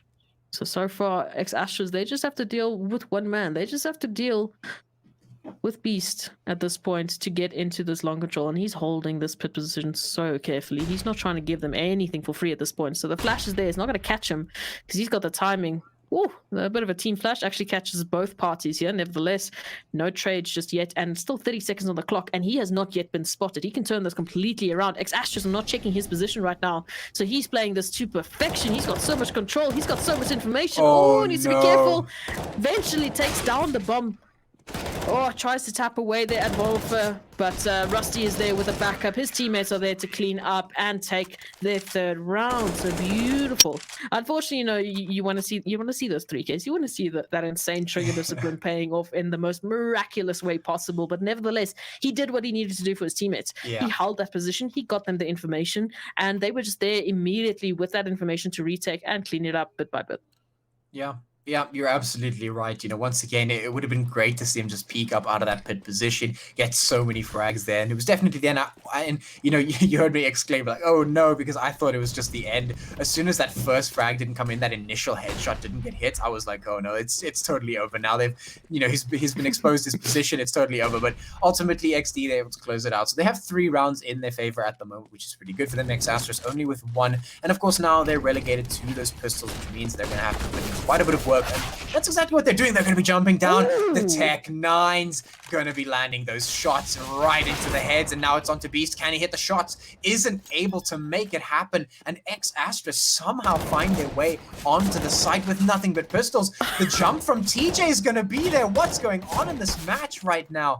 Just crazy stuff, but the bomb is planted. They only have to wait for the post plant. They only have to wait for XD to come in here and try the defuse. It's planted for short. They know they've got that advantage, but will the util be enough? XD need to close this one out. The defuse is coming. The cover is there, and now it is down to Sergeant Ross, and I don't think he's got this. I think it's done. Yep, XD, they get that defuse in. Done and dusted. That was almost an insane round for Asterisk, but some careful discipline from XD will close it out for them. Do you call jumping shots onto the bomb careful execution? I mean, yeah. I'm just saying. I was watching a while TJ just jumping and tapping away and actually getting the frags. But yes, that's definitely careful execution from XD. They use their numbers correctly. So at this point, all I can call it from XD is just confidence. They know where they're at. They know what they've got to show at this point. They know who they're playing against, almost to a point. But this confidence, we'll see how far it takes them. We've got a lot of long control as Sergeant Ross actually opens it up, takes down Vey. And now it's actually looking a little bit good here for Asterisk. They've got 5-on-4. They've got the advantage in terms of the numbers here. They just need to get some side control, which at this point is starting to get a little bit stale. They've managed to get a player into pit, but now they need to rotate back because they don't have enough map coverage. They need to get some short control. They need to get some more information, or potentially rotate that entire rotation through to B, which it seems to be happening. We've already got Sergeant Ross just etching, I think Sabri actually etching towards this B bomb site, just trying to open it up. And they only have to deal with creation at this point. It's only the one man holding this B bomb site alone is the anchor. So needs to be careful in terms of where they take this, because XD, we've seen them before. They have the aim and they have the quick rotations to take this, but they're pretty split up if it is going to be a B take. You've got 3 players pretty much, dedicated towards A. We've got 1 player in the form of TJ towards middle, so he can be the first rotation through, but if creation doesn't waste enough time, it might not be enough. And there's a beautiful shot there from Beast, takes down Zinix. That was that flanker towards A. So now They put all their cards on the table. They know exactly where they're going. XD understands that this is a B-side take, so it's crucial that they're getting these entries, but Hopper and Sabri down to 5 and 6 HP, so just one stray bullet could be all it takes to take them down.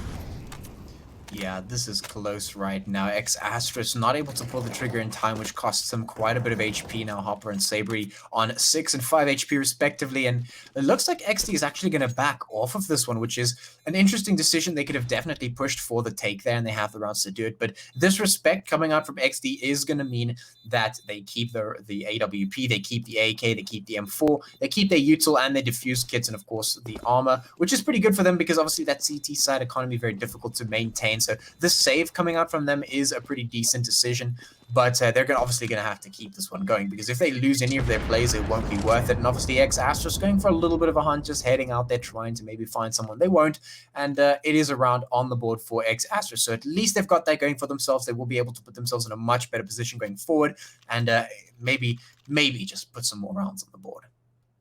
And absolutely just kudos to X-Astrus for opening it up and managing to, contain that B bomb site, to getting that bomb pump, because it was looking really in favor of XD there. Well, to a point, because they had the control, and then just the entries onto long and just holding that trigger and deciding to take the B was the right decision in this case. And it's a B bomb site once again, but this time it's a lot faster, and Creation is a bit more prepared for it. Takes down 2, gets traded there by Hopper, but his teammate's already there for the trade again.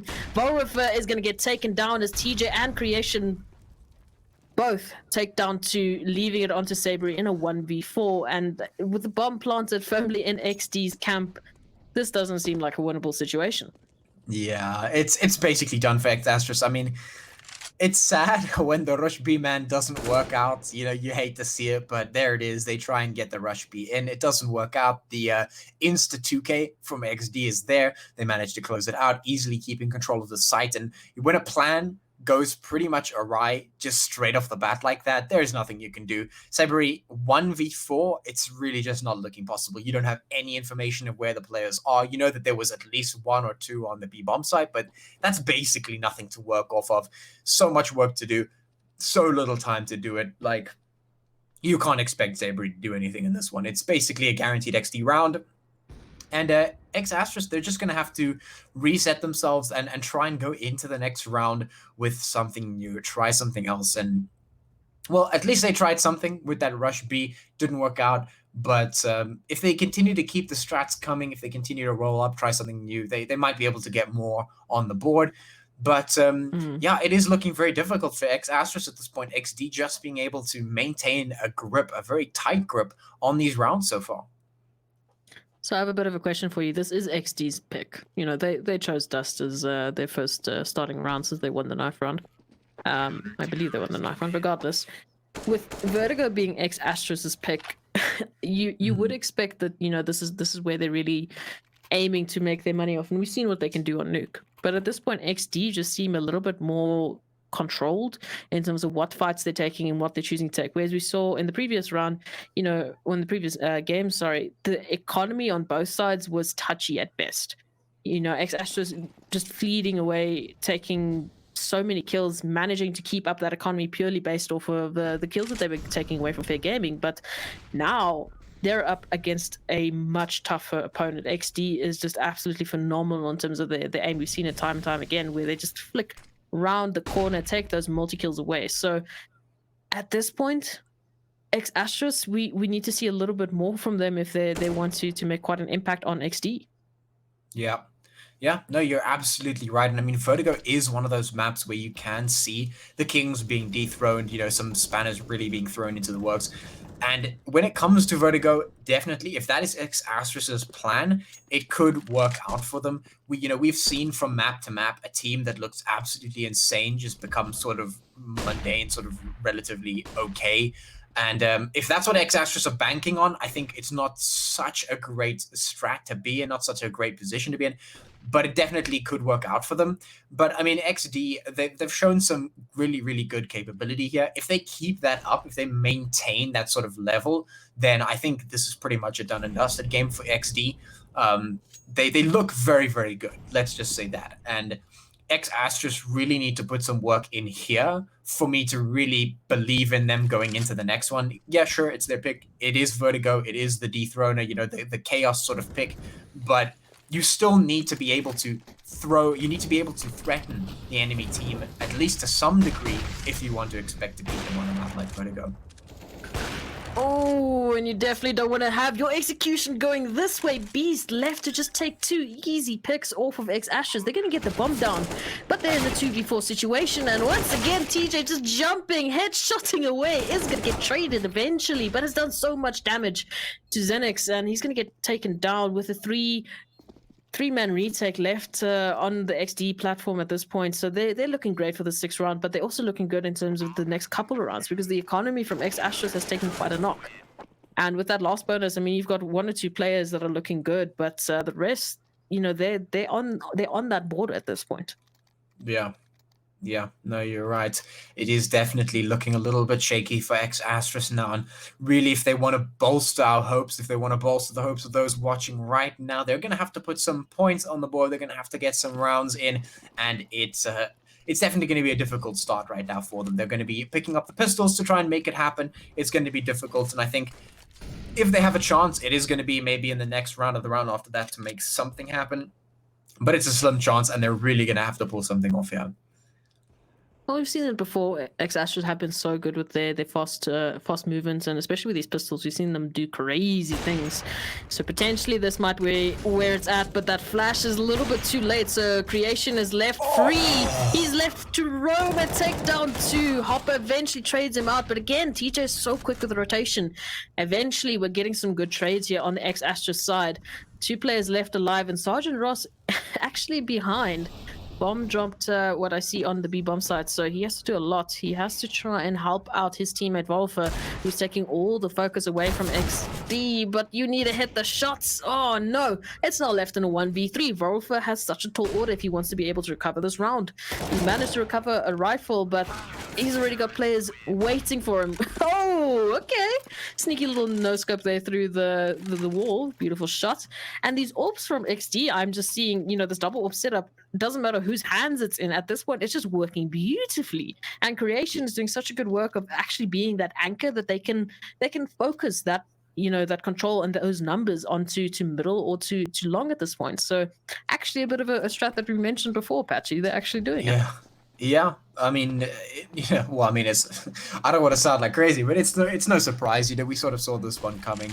The change up to those doors definitely going to be changing the dynamic. That is, uncontestable, basically. That is definitely what's going to happen. And we see that out here.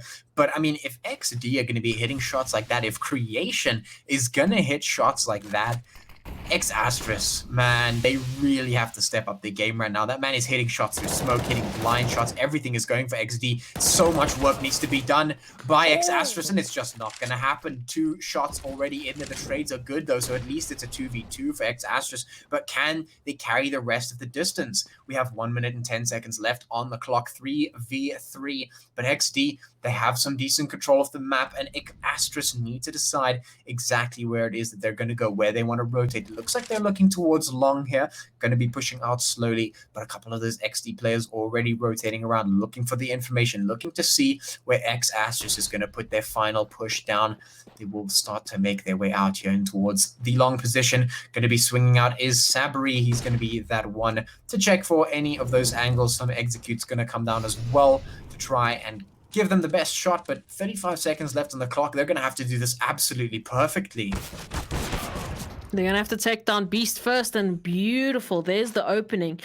Now, Vay's actually on the flank here, so this actually could go either way at this point. We still have to get Creation onto the side. He's going to go choose to take short, and Vay, we're not looking at that actually works beautifully. Vay, not looking at the right point there, but nevertheless, Creation down to a 1v3. He's got 2 players on site that he has to deal with first before he can even think about Wolfer. Takes down a beautiful headshot onto Xenix, but still lurking in that ramp position. It doesn't even matter because from that long position, fully blind, Wolfer, beautiful headshot, and he's done so well with these entries. We've seen him time and time again. He's such a good impact player for X-Astros, and he's really making it work at this point. He's left in so many unthinkable situations and he's getting those kills. So a lot of damage in terms of economy now for XD, but they're going to be able to buy up into this round. And nevertheless, they're going to be able to buy up 2 AWPs into the hands of Beast and Creation, respectively. So they're still looking good in terms of its defensive prowess, but we'll see how it pans out at this point. Yeah. We've seen Creation do some pretty decent stuff with that. Orb Beast as well. They've been pretty good, and they're going to have to continue that, going forward if they want to keep this lead up. X-Astrus looking to try and take it back. They will be spotting out TJ, taking him down as Savory. Going to be the opening kill for X-Astrus. That puts them in a really great spot, and actually nobody for XD onto A site. They will be having to rotate in through short to try and get some presence there. Of course, X-Astrus couldn't know that, but they are looking towards that long position, and of course, a little bit of a split towards mid is that final player, Savory, going to be there. Actually, might just be caught out by the FAMAS. It will be the case indeed. Faye going to be the one to take that one down. And now X-Astrus, they're going to have to play this one well. A quick peek from Beast is not going to work out for him. He's just going to get taken down with an instant headshot. Xinex going to be doing that one. And now we have 3 players from XD to try and make this happen for them. The clutch needs to come in. They are boosting up over the smoke to try and get a peek in, but it will not happen. And looks like X-Astrus has finally found a little bit of a foothold into this one. Oh, but Creation's opening it up once again. Takes down Volfo, who has been that big impact player, but nevertheless, time is ticking. Oh, Vey is jumping, spots down Xinex, takes him down, and now only 2 players left, but they've got utility, they've got the position, and Vey's got the headshots. My goodness gracious. He's now put X-Astrus into a position that's unthinkable. Hopper left alone, has to connect the shot, but he's shooting at the wrong place. Creation instead is going to take him down, and somehow, once again, XD have done the unthinkable. They've taken this round away from X-Astrus just as they get a foothold. Yeah. And this seems to be the story of this match here on Dust 2 between XD and X-Astrus. XD just making it happen time and again, being able to put the rounds on the board, being able to get the clutches, being able to just make it happen. And now they're 8 rounds up and we're already approaching the second half. And there's not many rounds left for X-Astrus to be able to try and just get a couple of those points on the board, because going into the second round with only 3 is not going to be what they want. They're going to at least want to put a few more on the board for themselves before they go into the next half to try and make it at least doable. Right now they're relegated to pistols, which means they don't have much of a chance in this one. It's going to be so difficult. And there it is. Vey's going to open it up. It's going to be some beautiful spray down from Rusty. Just absolutely annihilating the players there from X-Astrus. A bit of a team kill coming in, but it doesn't matter. XD are going to put the 9th round on the board with such a decisive play. I didn't even notice the fact that Beast bought in together. I mean, he didn't really have the money for it. He definitely does now. But nevertheless, at this point, if you're XD, you've got so many rounds. You've got 6 rounds that you can run away with at this point. So, I mean, for you, what does it really matter what you're buying or what you're not buying? And, well, apparently Beast is really good at finding kills through smoke. It might be his teammates, nevertheless. It's still looking good for XD. But now X-Astrus, we've got the AWP in the hands of Volfa, and he has been very dangerous with this. They've got a full buy. They have a potential shot here. They just need to open it up. They need to get an entry. And, oh, this timing. Oh, my goodness gracious. It's so close at this point for both sides. Crosshairs just barely missing each other. And, I mean, there's the hi, hello, how you do. Letting Volfa know that Creation is sitting and waiting for him to just peek out and give him the kill. And on the other side, we've got X-Astrus trying to take some short control at this point. They don't really have any foothold in terms of long. They don't really have any mid control. They don't even have B control at this point. So there's still a minute left on the clock. They have a lot of time, and they're looking to set up this A side take.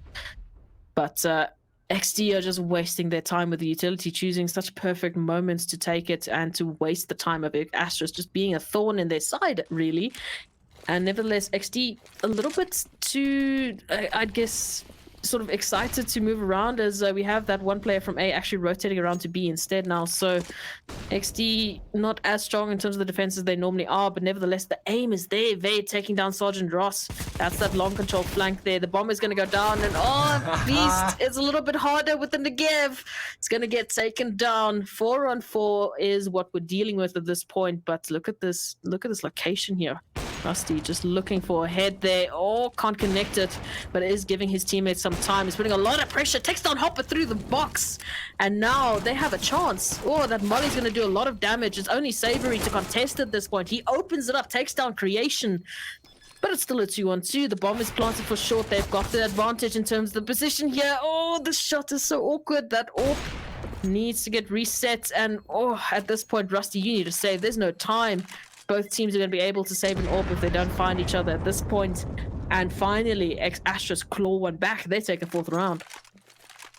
Yeah, and that was a much needed 4th round, because we're heading into round 14. Astra's only have 4 on the board. They need to put in at least 1 more to try and make this doable, to try and make this winnable for themselves. You know, I always say, regardless of how good you may be on the other side, like if you're stronger, let's say on the CT side, if you're Astra, you're on the CT side, you're stronger. It doesn't matter if you can't get the good amount of rounds in the previous half just to make sure that you're in good stead. If you go in looking shaky, it becomes so difficult to put the rounds on the board regardless of how good you are at the side. So Astras, they need to put the rounds on the board, and then they also need to be good in the next half at the CT side. You know, they have to have some good solid setups going for them if they want to make this one happen. Otherwise, this is going to go the round of XD, and we're going to have to look at the next couple of maps to potentially come back for Astras here. That's definitely a possibility at this point. And oh, there we go. Sabri takes down that lurking TJ, and there is some long control finally for them. Takes down Vey, but Beast is still here to hold it down. Trades are there for Astras, and now it's a 4-on-1. Creation left to basically ponder the save at this point, because this is impossible to take. Is not going to take the bomb down. I mean, connected the shot nevertheless. Varolfo down to 11 HP, but this is still not durable from a perspective of going into that last round with what you have left. You want to keep that off. And the economy not looking too great for XD as well. So, oh, it's a tough situation to be in, but Astras, finally, especially if you're a fan of Astras, now they're starting to come a little bit back. They're starting to get a bit more momentum. Yeah. And putting this 5th round on the board, Astras will be feeling a little bit more secure. They'll be feeling a little bit happy with this one, because if they go out in this half 10-5, it'll be okay, right? They still have a decent foothold to work off of. They have some good positioning to work with. And it's not going to be just done and dusted, right? They're still going to have a chance. If they manage to make it 9-6, even better for them. They'll have such a good chance at being able to make that comeback. But yeah, that is just really the order of the day. It is a comeback. That is exactly what it is. It's not, you know, a decent position in terms of, oh, they're really looking good, this is like an easy win. It is a comeback. That means it's a difficult climb, a difficult height to make it up there. They're going to have to make sure that they look absolutely solid going into the second half if they want to make this comeback happen, because XD, they're still in the lead. It's 9-5. If Astras put this one on the board, they'll be looking a lot better. Even if they don't, they'll be looking okay, but they still have to make a very, very strong showing going into the second half. At this round, they just need to worry about the pistols and that AWP from XD side. But, oh, this mid control might actually catch Hopper off guard. A little bit of damage done, but that sort of surprise has already been given away. So now Astras are going to be able to take long control. They're going to be able to move into that A bomb site. But they still need to deal with Vey here, who's just creeping, looking for a kill. Ooh! Disgusting one tap there from Sabri. Takes him down. And now Astras, they just need to be careful. They need to take carefully this A side control wherever they choose to go, because the pistols here from XD seem to be pretty on point. Nevertheless, they haven't taken a kill just yet. In fact, they are actually on the back foot at this point, but Astras, we've seen it time and time again. This sort of eco swing could be all it takes. Oh, Creation not connecting the shot. And now Astras, they have a chance. They can get onto the A side. They just need to deal with these couple of XD players that are lurking around the corner. Sabri starting it off with another nice little headshot there. Yeah, XD not able to leverage that AWP in the way that they would have wanted. They're getting blocked off at every corner, unable to do what they want. And, well, now it's just Creation with that AWP. The AWP on which they were relying, which wasn't able to deliver in this round. Is it going to be able to get anything? The answer is no. Sergeant Ross going to close it out. It is going to be 9-6, still in favor of the players there from XD. But, I mean, yeah, at least they have a bit of a chance X Asterisk, they can make this comeback happen. It's going to be difficult, though. Like I said, they're going to have to make sure that they perform here on the CT side. They need to have solid setups. You know, this is Dust 2. Everyone has played this map so many times. We all know it. Everyone's prepared it. You know, it is the core. It is the classic, and you really need to play at your utmost to be able to make this happen. So they're going to have to really show us that they can do this. Otherwise, it will be the map going the way of XD, and we will be heading into that map too, which is, of course, Vertigo. I'm sure you're very excited to see that map happening. Regardless, yes. We still have another half of Dust, so you don't have to worry just yet. Oh, XD now, they've got some good control here. They've got potentially a long take. The flashes are good, but they need to deal with Vorofo. We've seen he's been able to connect those one-taps time and time again. He's going to choose to just give them a bit of control. He's going to choose to rather take the retake. He's still here on contention for a bit of damage onto the XD side. He's getting taken down. Oh, there's Rusty and Vorofo, and Zenix are just tapping away, taking heads of XD at this point. So now TJ and Vey left in a 2v5. They have to deal with a lot, and it's a little bit too much. X Asterisk, here we go. Beautiful round from them, a very clean round, in fact, as they take their 7th. And now they've got a bit of money. They've got a bit of an opportunity to start steamrolling this. Yeah. And that's a great way to start off the second half for the team from X Asterisk here. That's exactly what they needed. This is a good start for them. They'll be able to pick up some extra buys here. They've got the SMGs, some for Masters. They've got that Scout. They can make this happen. This is doable for them now. They're only a couple of rounds down in, against XD. This can definitely happen for them. They can make this work. That first round, super, super crucial, but it's going to be Sergeant Ross to open things up. He's going to make sure that XD find this one even more difficult as they make that B-split happen. The UMP spray is going to be there. The FAMAS closes things out, and that is just a nice, clean round from X Asterisk. That's going to make it basically almost even for them, and that's a really, really good way to open up the second half. My goodness gracious. Here we go. We're seeing a revitalized X Asterisk. Maybe it's just the CT side. Potentially, this is just what they prefer on Dust. Nevertheless, they're starting to really show us some of that individual prowess that we saw on the previous Nuke game. So this is great. This is what we need. But now we're going to be put up to the real test. This is the full buy here from XD. We've got a Scout in the hands of Beast, but I mean, we've seen him before. He's so fast with that trigger, it might not even matter. At this point, XD just holding a bit of a default, trying to get a bit more control, trying to get a word and edgewise really into this defense of X Asterisk. And they're holding it strong. The utility is doing a lot of work, wasting a lot of time right now. But we'll have to wait and see for that first altercation, as both teams are still trying to find a little bit of a damage onto the other side. They're just trying to find out where exactly is everyone sitting. A lot of utility actually being used. I mean, almost every single smoke that I've seen so far on the CT side has been used. Nevertheless, they still got quite a bit of utility to hold this defense, and we're now seeing X Asterisk deciding, this potentially might be an A. We're just falling back, and we're seeing that this B information is giving them all that they need to understand that this is going to be an A-side take from XD. This is a bit of an oversight here from XD. They don't have any B controls, so now X Asterisk are going to be prepared for this. They're going to be waiting for this, and here's the take, here's the trigger. We'll see if they can take it out. Oh, yeah. Just opening it up. Vey and TJ doing what they do best. Beast as well with that Tech 9 opening it up. And now X Asterisk on the back foot. Left with a UMP and an SG to try and clutch it out. Sergeant Ross is going to do well to take down Beast, but at 1 HP, this is still a tall order. Vorofo down to 12. The trades are there. Just looking great for XD. Yeah, and that is slightly concerning for X Asterisk because, yeah, sure, they took that first round. They were able to convert it into a second. But as soon as XD pick up those AKs, well, X Asterisk just get demolished. They get picked apart bit by bit. The small oversights get punished. The mistakes get punished. XD, they pick up round 10. And right now, you have to start questioning, is X Asterisk going to be able to contend with a fully bought up XD? Because it didn't look like they were able to in the previous round. And if they are going to be able to try and make this comeback happen, they have to be able to contend with a fully bought up XD. That is exactly what has to happen. And right now, Sebri going to be doing a good bit of work. They're pushing out, but is going to be taken down immediately. The 1-for-1 trade is there. Good Garen coming in, just doing a bit of explosions. But X Asterisk still have so much work to do. They've got a lot of work to do if they want to keep XD off of the site.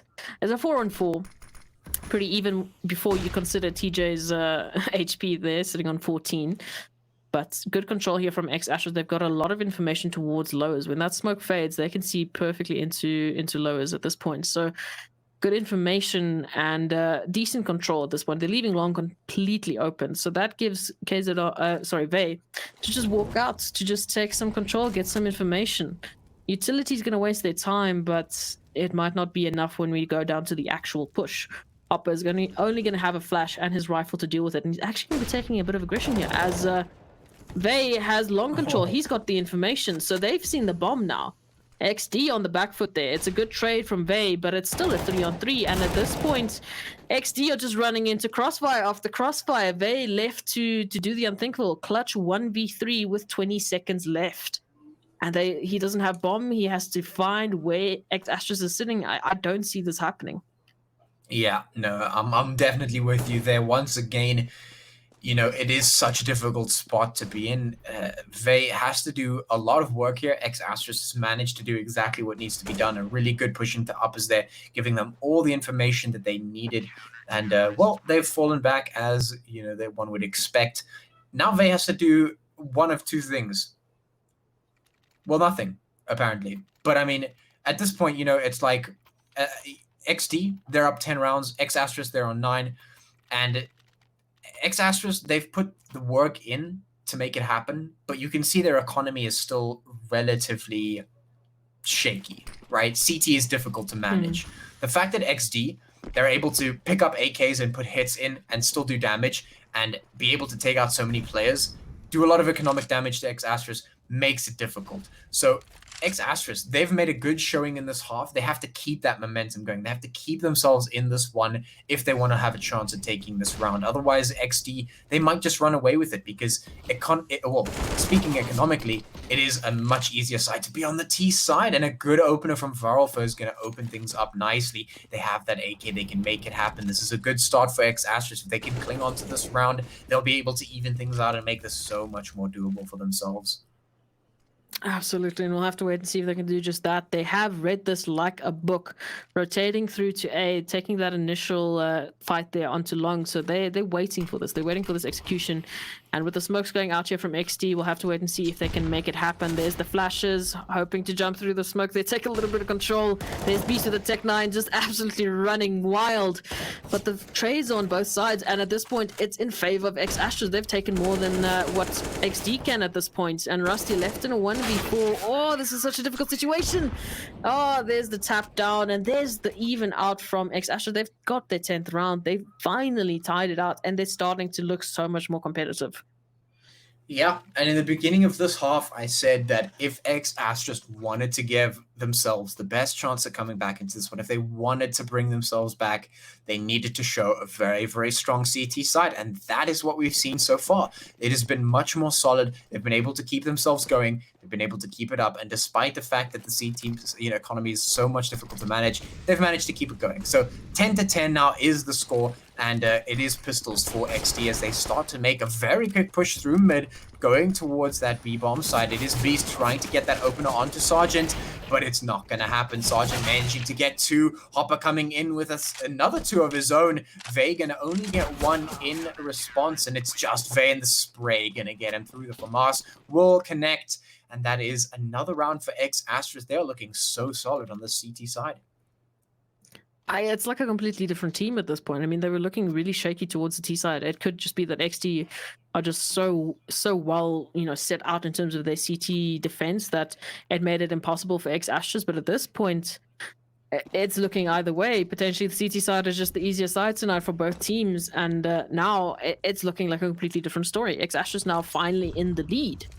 Looking good to take this, but you can't count out XD at this point. We've seen so much that they're capable of. And we'll just have to wait and see what else is in store for us. Now, this control here from XD is looking good. It's looking, fantastic, but they don't have the information at this point. So X-Ashes, I mean, they've got 3 players dedicated to A site. And it's going to be quite a tough take if they choose to do so. And now I'm seeing them just split up a little bit, get a bit more control, which I'm loving to see. They're taking this default a little bit further. They're extending that control, and potentially this could change it around. Yeah, it could certainly be exactly what XD need, but they have to make sure they close this one out to the best of their ability. We've seen them being able to do it before. Let's see if they can close it out this time around. X Asterisk for the first time in the lead. XD have a lot of work to do because they have let this one slip from a good first half start. It is now in the favor of X Asterisk, and XD going to be looking to bring a little bit of revenge on that one. So they are going to be moving up slowly. You can see they right up here on towards the B side is being held. In the meantime, some hits coming in to Sabri, going to be knocking out that play from XS, just making the defense a little bit more difficult. Creation pushing in through towards the A side. It is XD gaining control of that portion of the map. They should be able to get the bomb down here. Vey going to be putting in the hits. That's a double spray down from Vey, taking down Sergeant Ross and ZNX. That's going to be very, very big right there. Now it is X Asterisk on Varolfer and Hopper and make that a 4v2. Make that, sorry.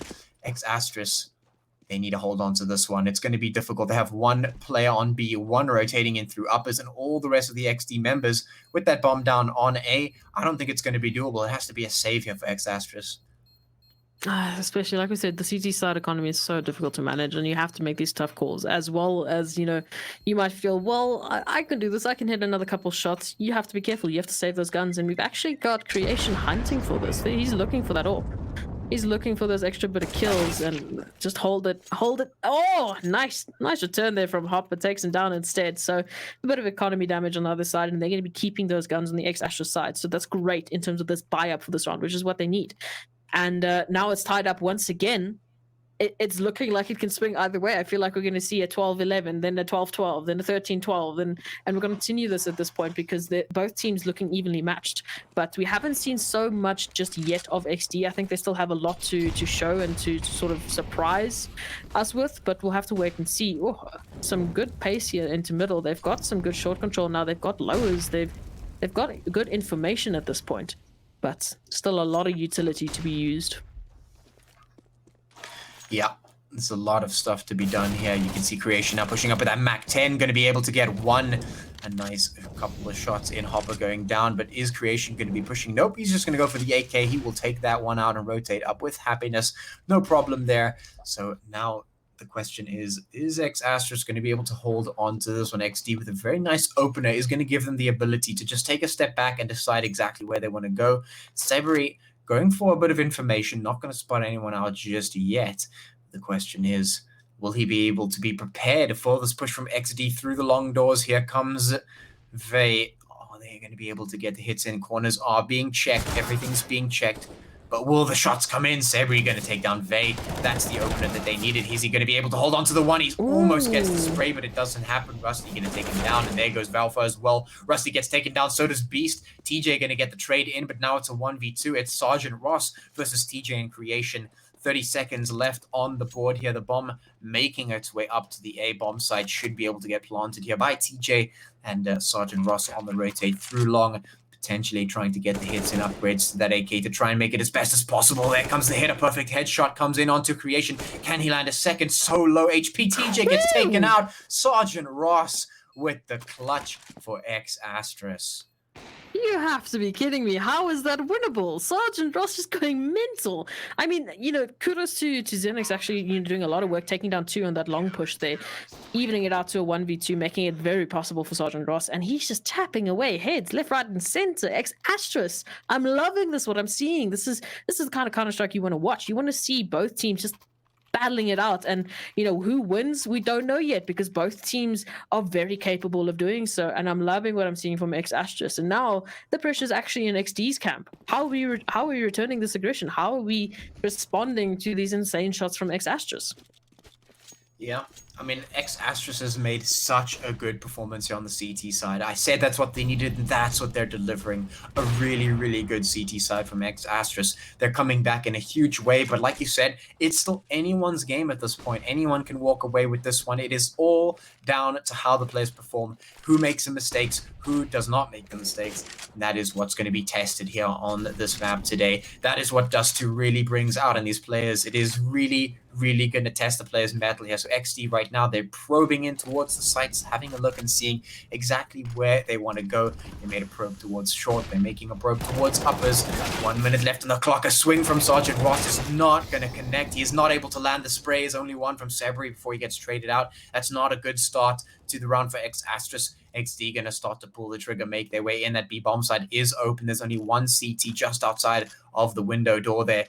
And, well, now X Asterisk, it's on to them to keep a hold of this one, keep a grip of that. Is the play here, Hopper, going to be able to hold on to this? A nice molly going to come in. That might just be exactly what needed to come through. A nice jump up there.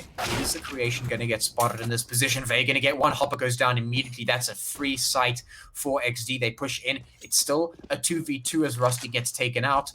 Feral Fur and ZNX need to make this happen. It's Creation and Beast to hold on to this for XD. 20 seconds left on the clock. The bomb should be able to go down. There it is.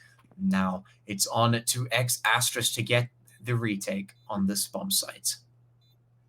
2-on-2 looking equal either way, but it's all going to depend on the timing from Creation. You have to be kidding! Oh my goodness gracious, X Asterisk for some reason just watching one angle. They're not really holding that or expecting it from XD, and Creation just left to take down 2. Oh my goodness, I was expecting a bit more of a give and take there. But nevertheless, again, I'm saying, I feel like I cursed myself. We're seeing an 11-11. Go to 11-12, going to a 12-12. Are we going to see this repeated pattern continue? Are these teams finally, you know, starting to figure each other out? Or is this just a repeated pattern we're going to be seeing all the way over to the big O that I don't want to mention just yet? Nevertheless, X Asterisk onto a pistol round. So they are on the back foot now. And they're taking a bit of mid-control here. They're taking a bit of aggression. But they need to be careful of Bay and Lowers, who's just tapping away at heads one by one. No on for way. the ace! Oh, so close! Gets taken down by Hopper eventually. He's going to be able to recover that AK, but the save round is not looking too great in terms of what they're returning from this. They haven't been able to really take down too many players. They're going to be able to save that AK though, so that is beautiful in terms of that fragability, that one-tap potential. It's definitely what they want, but still a lot of work needs to be done if they want to sort of just shut down XD at this point. Yeah, oh man, just not being able to get any of the trades with pistols is devastating, because the only thing that you're playing for with pistols is the trades, and that you just not being able to get that is devastating. And well, I mean, what else is there to say at this point? XD, they put the 13th round on the board. X Asterisk need to make it happen. They've got the economy now to do it. They can buy up into this round if they so choose, and well, they better choose, because right now they're running out of rounds. We're heading in towards that match point, round by round. Every single bit is a gamble. If X Asterisk don't buy into this one, which it seems like they're not going to, they put all of their cards down on the table in the next one. They say, all right, you can put one more down, but we're going to then just do it sort of double or nothing. We go all in. We're going to gamble everything in towards that match point and just go absolutely ham. And that's what X Asterisk seem to be planning to do here. They're going to buy up a couple of pieces of util, but nothing else too crazy from them, it seems. And, well, they're going to have to pull off an insane round here, or at least do a little bit of damage into XD if they want to keep themselves in this half wins match. Absolutely. And now we've got a bit of a 3-stack here towards A. Once again, it's pistols for X Asterisk. And they're looking to make something happen this point. They don't have USPs. They have a bit of upgrade in terms of what they can do, what they have at their disposal. And so far, no shots connecting on either side, really. I mean, it's bullets flying left, right, and center, but none of them are connecting. And XD looking good for map control here. You can see Vay just tapping away at long, trying to get some control, trying to just get a little bit closer towards that A site. The bomb's going to be dropped, and now XD players are just guns out, trying to take the kills left, right, and center, tapping away, putting a lot of pressure onto X Asterisk. I mean, they've only got pistols, so this is extremely tough for them at this point, and XD are just playing this slowly. Oh, a little bit of a TK there. Sergeant Ross going to actually capitalize over that, take down Bay. So it's a 2-on-3. They don't have guns that they're going to be able to recover at this point, but they're doing some decent damage.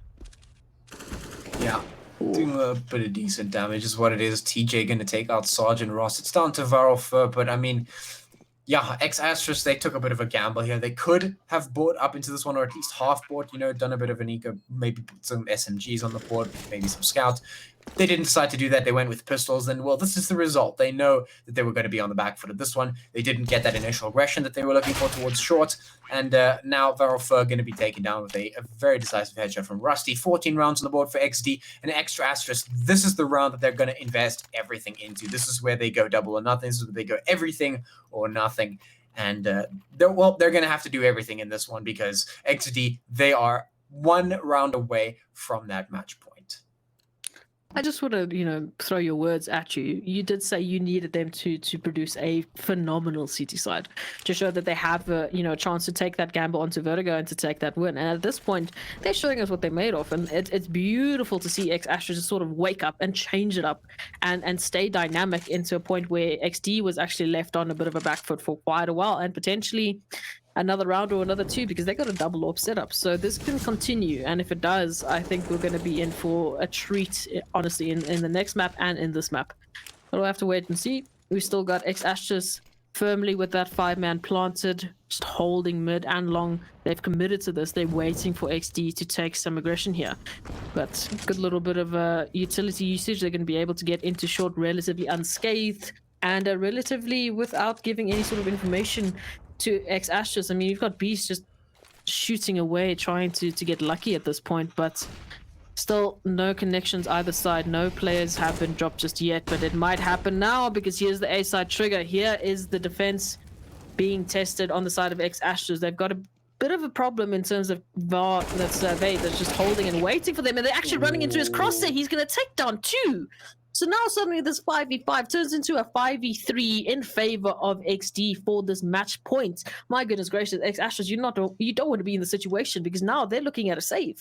They have invested fully into this round, and that numbers like default, the equivalent, was the only thing keeping them in this round for the retake. At this point, they've wasted too much time. They're holding for the save, and now they're going to be even more under pressure. Yeah, this is not what they wanted at all. They invested so hard, and guns are being taken away bit by bit. DJ eventually gets traded out, but X-Astras just not finding what they wanted to find. But you're absolutely right. I said that X-Astras needed to show a really great CT side if they wanted a chance at potentially going into the next map and showing what they got. And that's what they've done, regardless of whether they win or lose this one. They have definitely showed up on the CT side. They have definitely showed us that they can make something happen. And that definitely gives hope for the X-Astras fans here for that Vertigo map. Definitely something can happen there. It is definitely going to be competitive.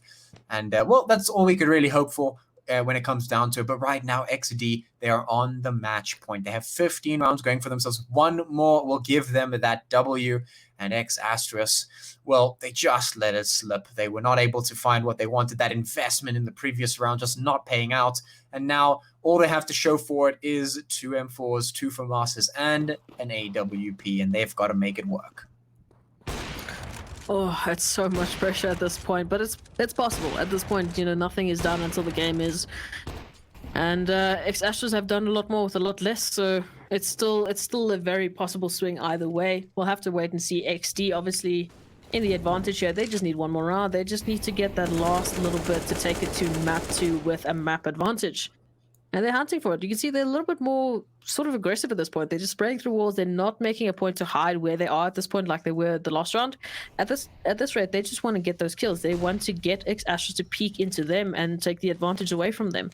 So they're still holding it slow. They're still methodically taking the short control at this point. They're not giving anything for free, but they're looking ready to take the 16th round, and they're looking ready to take it onto the A site. In fact, as they're starting to get some control, the bomb is towards short. You can see the players now grouping up, getting ready for this take, but they're still a little bit reluctant at this point because neither side has dropped a player. There's been no altercation. There's not been any sort of indication as to where X-Astras is holding. They could be stacking, but never mind that. Hopper, we're just going to run through into B, takedown creation, and there's the advantage. There's the numbers. Let's keep it. Let's take it. It's still a possible 13th round here for X-Astras, but they have to deal with this A-side tech, and it's going to be happening as we speak. Yeah, and there's the opener. Varelfer going to be doing the 2 shots from him, immediately landing. X-Astra's holding on to this one for dear life. They're getting shot after shot. It's Beast and Vey to try and keep this one going. Vey going to get the hit onto Varelfer, but is it enough to get themselves in this round? We have 14 seconds. The trades need to come in. Everything is there. It's onto Beast. He gets the AK. It's a 1v2. He has to make this happen. Does he know the positioning? The bomb needs to go down. The plant comes through. This should be it. Oh, and there it is.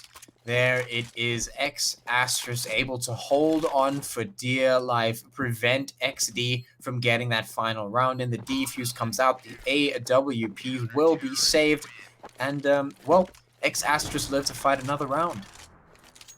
Oh, this is great from X-Ashes. This is what you want to see. I don't like one-sided CS, and they're making sure that that's not the case. I mean, they've let a couple rounds split in terms of, you know, not getting those pistol frags, but nevertheless, they make the impossible happen time and time again. That was a quasi-buy. That was a forced buy. That was your last-ditch effort to get that 13th round, and they make it work with some good aggression, some good placed sort of just push and pull action in terms of, okay, well, they've taken short control. Great. Let's take some B control. Let's get some information back in our corner.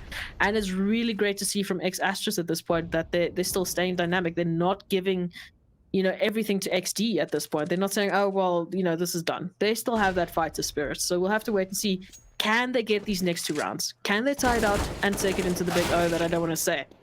Oh, they might actually be able to do it because Zinix and Rolfer are doing some good work. Unfortunately, TJ and Beast with the trades. Yeah, now we're sitting on a 4v3. X-Astras looking towards that big O. They're looking to get that distance, but they need to find the kills here. Vey going to be the point of contact. Could catch one out here. This spray is good, but it's only good for one. The trade comes out immediately. It's a 2v3 at the moment, and the players there from XD pushing up from long. Going to have to find the angles here. ZNX going to be pushed off of the angle by that molly. Now has to just wait for it to expire before he moves up. The players from XD going to get that bomb down and start to take those post-plant positions. And, well, this is really what it comes down to. XD could end it all right here. They could take map 1. They could get that W right here if they finish this one out. And it's up to Sergeant Ross and ZNX to make it happen. They start their push. They're coming up short. ZNX going to be the one to just take a look towards that bomb site. Not going to be spotting out anyone just yet. And that's going to be the end. 2 immediate frags going the way of XD. They will close it out. They will take the W. But X-Astras, at the very least, they showed us that they can make this extremely competitive. They can make this one close. This is not a done and dusted round. This is a best of 3. And we're going to be heading into the second map pretty soon, and I'm very, very keen to see how that goes. It's just beautiful to see from X-Ashes. We wanted them to come back. I mean, they were under so much pressure. We had like what, a 9-6 half. It was doable, but it was a lot of pressure. And at the point, you know, the T side, the CT side, it just looked in the beginning like XT was just running away with it. I mean, they were looking so dominating in terms of the rounds that they were taking away versus the rounds that X-Astras was taking away. And managing to come back with that amount of pressure on you, it's beautiful to see from X-Astras, and that gives me a lot of hope for the second map. But nevertheless, we're just going to be waiting and seeing how it's going to be going. Just remember, again, these teams are playing for, obviously for this week, they're playing for that 1,500 Rand prize pool. And ultimately, at the end of all the 8 weeks, they're playing for a spot in Mzansi Esports League. That is that cool 1 million combined prize pool that you want to be playing for. We've got 2 seasons. It's insane. You're going to be playing a promotion and relegation match if you get to the top. So even if XD win this or X-Astras win this, they still need to come back and get more points. So we're still going to be seeing a lot of them and potentially a lot more of these 2 teams tonight. So just wait. We'll be back shortly.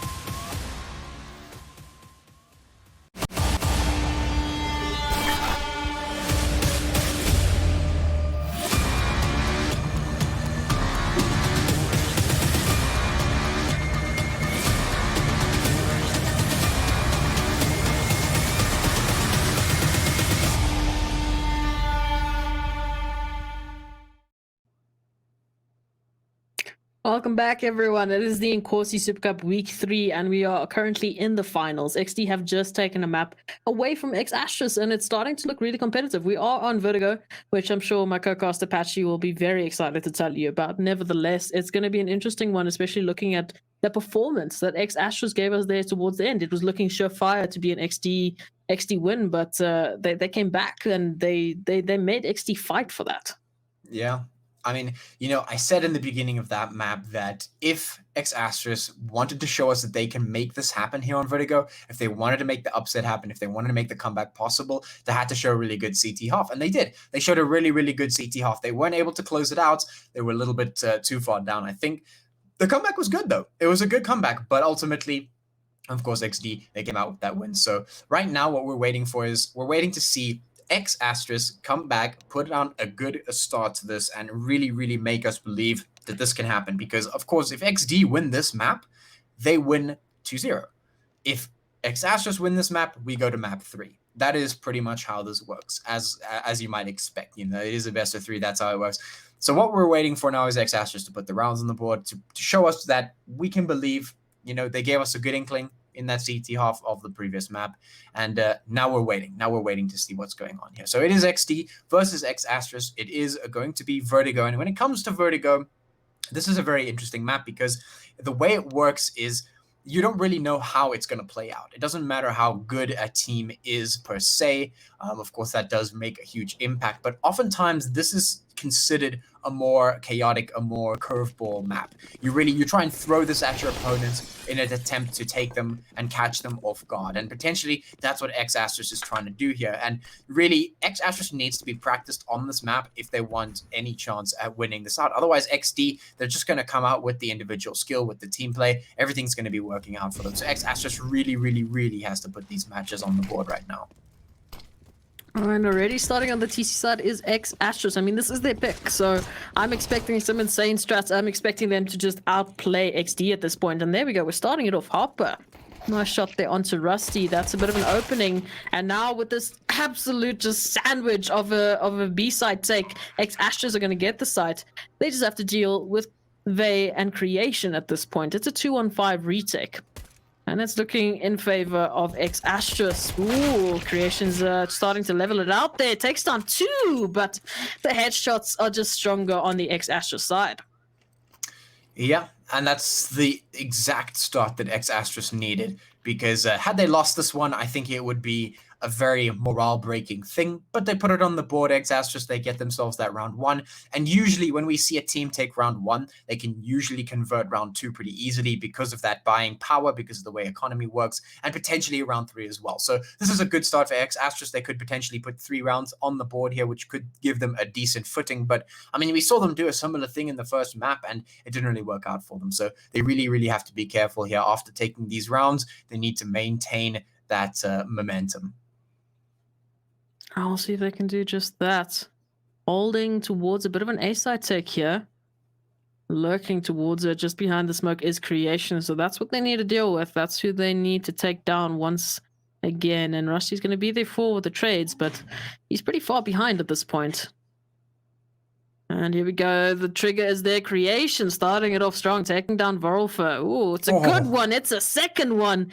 These pistols are just doing the work, and now he can fall back. He's done his work. He's done his job. He's taken down not just 1, but 2 players of X Asterisk, and now they're on for the 3v5 retake. Well, not retake, but they still have to take a site. Yeah. They have to get some B-side control, and now the rotations are through here from XD. They're reading this like a book. They're like, well, you couldn't get into A. We heard you rotate around. We're waiting for you on B. We've only got pistols, so this is exactly what XD need to do. They need to keep all their firepower together because that's their best possible chance. I mean, the utility's doing a lot of work here behind the smoke. I say that X Asterisk is opening it up. And now it's a 3-on-2, and it's just, I mean, time and time again, XD seem to find these kills onto the bomb planter. So now, what is this? XD with a full save takes a round away from X Asterisk, who were looking. What? Please explain this to me, Patchy, because I'm speechless. This entire round can be summed up in one single moment, and that is when the X Asterisk player with the bomb goes to plant the bomb, just takes a slight step towards the side, and there is just an XD player there just just standing right there, you know, like right in their peripheral vision, and they're like, oh shit. And that is exactly what happened. It's just an, oh hell, what's going on? And suddenly X Asterisk find themselves down, and XD take round 2, and they're looking to start it out. TJ gonna be taken down as well. In the meantime, it's X Asterisk trying to clutch it back. After that defeat, they don't want to be seen going down again. Rusty going to be putting a great grenade in towards Sergeant Ross, going to even things out a little bit in terms of man count. But right now, XD, the fact that they were able to win that round 2 means they've got such a good guns coming into this one, a good stead to go in here, make the hits happen. You can see the damage going down. Now the bomb has been planted to X Asterisk. Now can set up those point blast positions, but can it make it happen? Beast and they going to be the last 2 remaining for XD to try and make this happen. The Tech 9's just swinging to try and find the shots. It's not going to happen. Vey going to put them down. Now, Beast and Vey moving up in towards the site. There goes another. It's down to Hopper and Savory to make this happen. Can they do it? It's just Hopper. How is this happening? How is XD managing to keep this going for themselves? The defuse should barely make it in time. I don't know if they have this.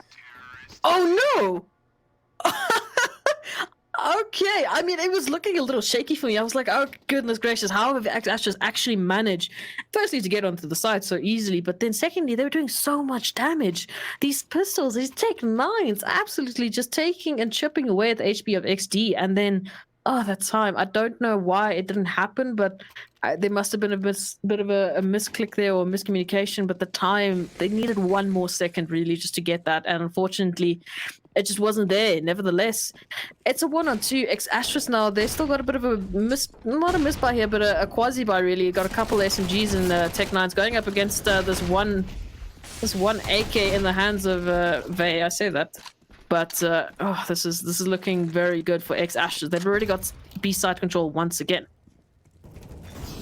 Yeah, that's a good way to start things out. So you know, if you wanna take down XD, who of course only was able to save the AK, only able to pick up a couple of pistols to try and surround the AK. That's a good way to start it off. You just very, very dominantly move in towards the site, you wipe out the players, you get the bomb down, which is exactly what happened. So either way, at least they get a couple of points on the board. Now the shots coming through. Ross going to take down 1, TJ and Rusty going to respond. It's a 2v3 at the moment. Hopper on 5 HP.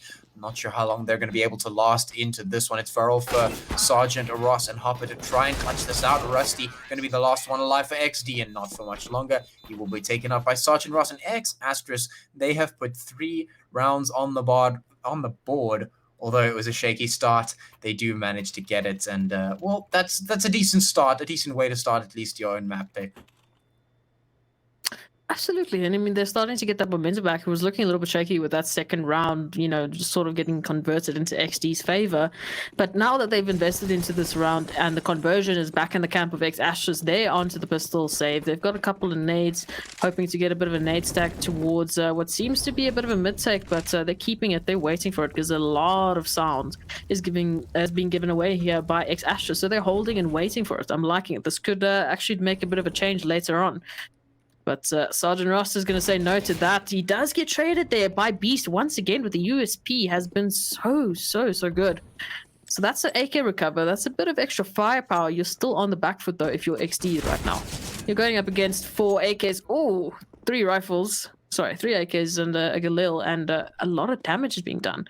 I don't know how, but XD somehow getting the control away from X Astros. I mean, look at this. They've got full B side control, full mid control at this point.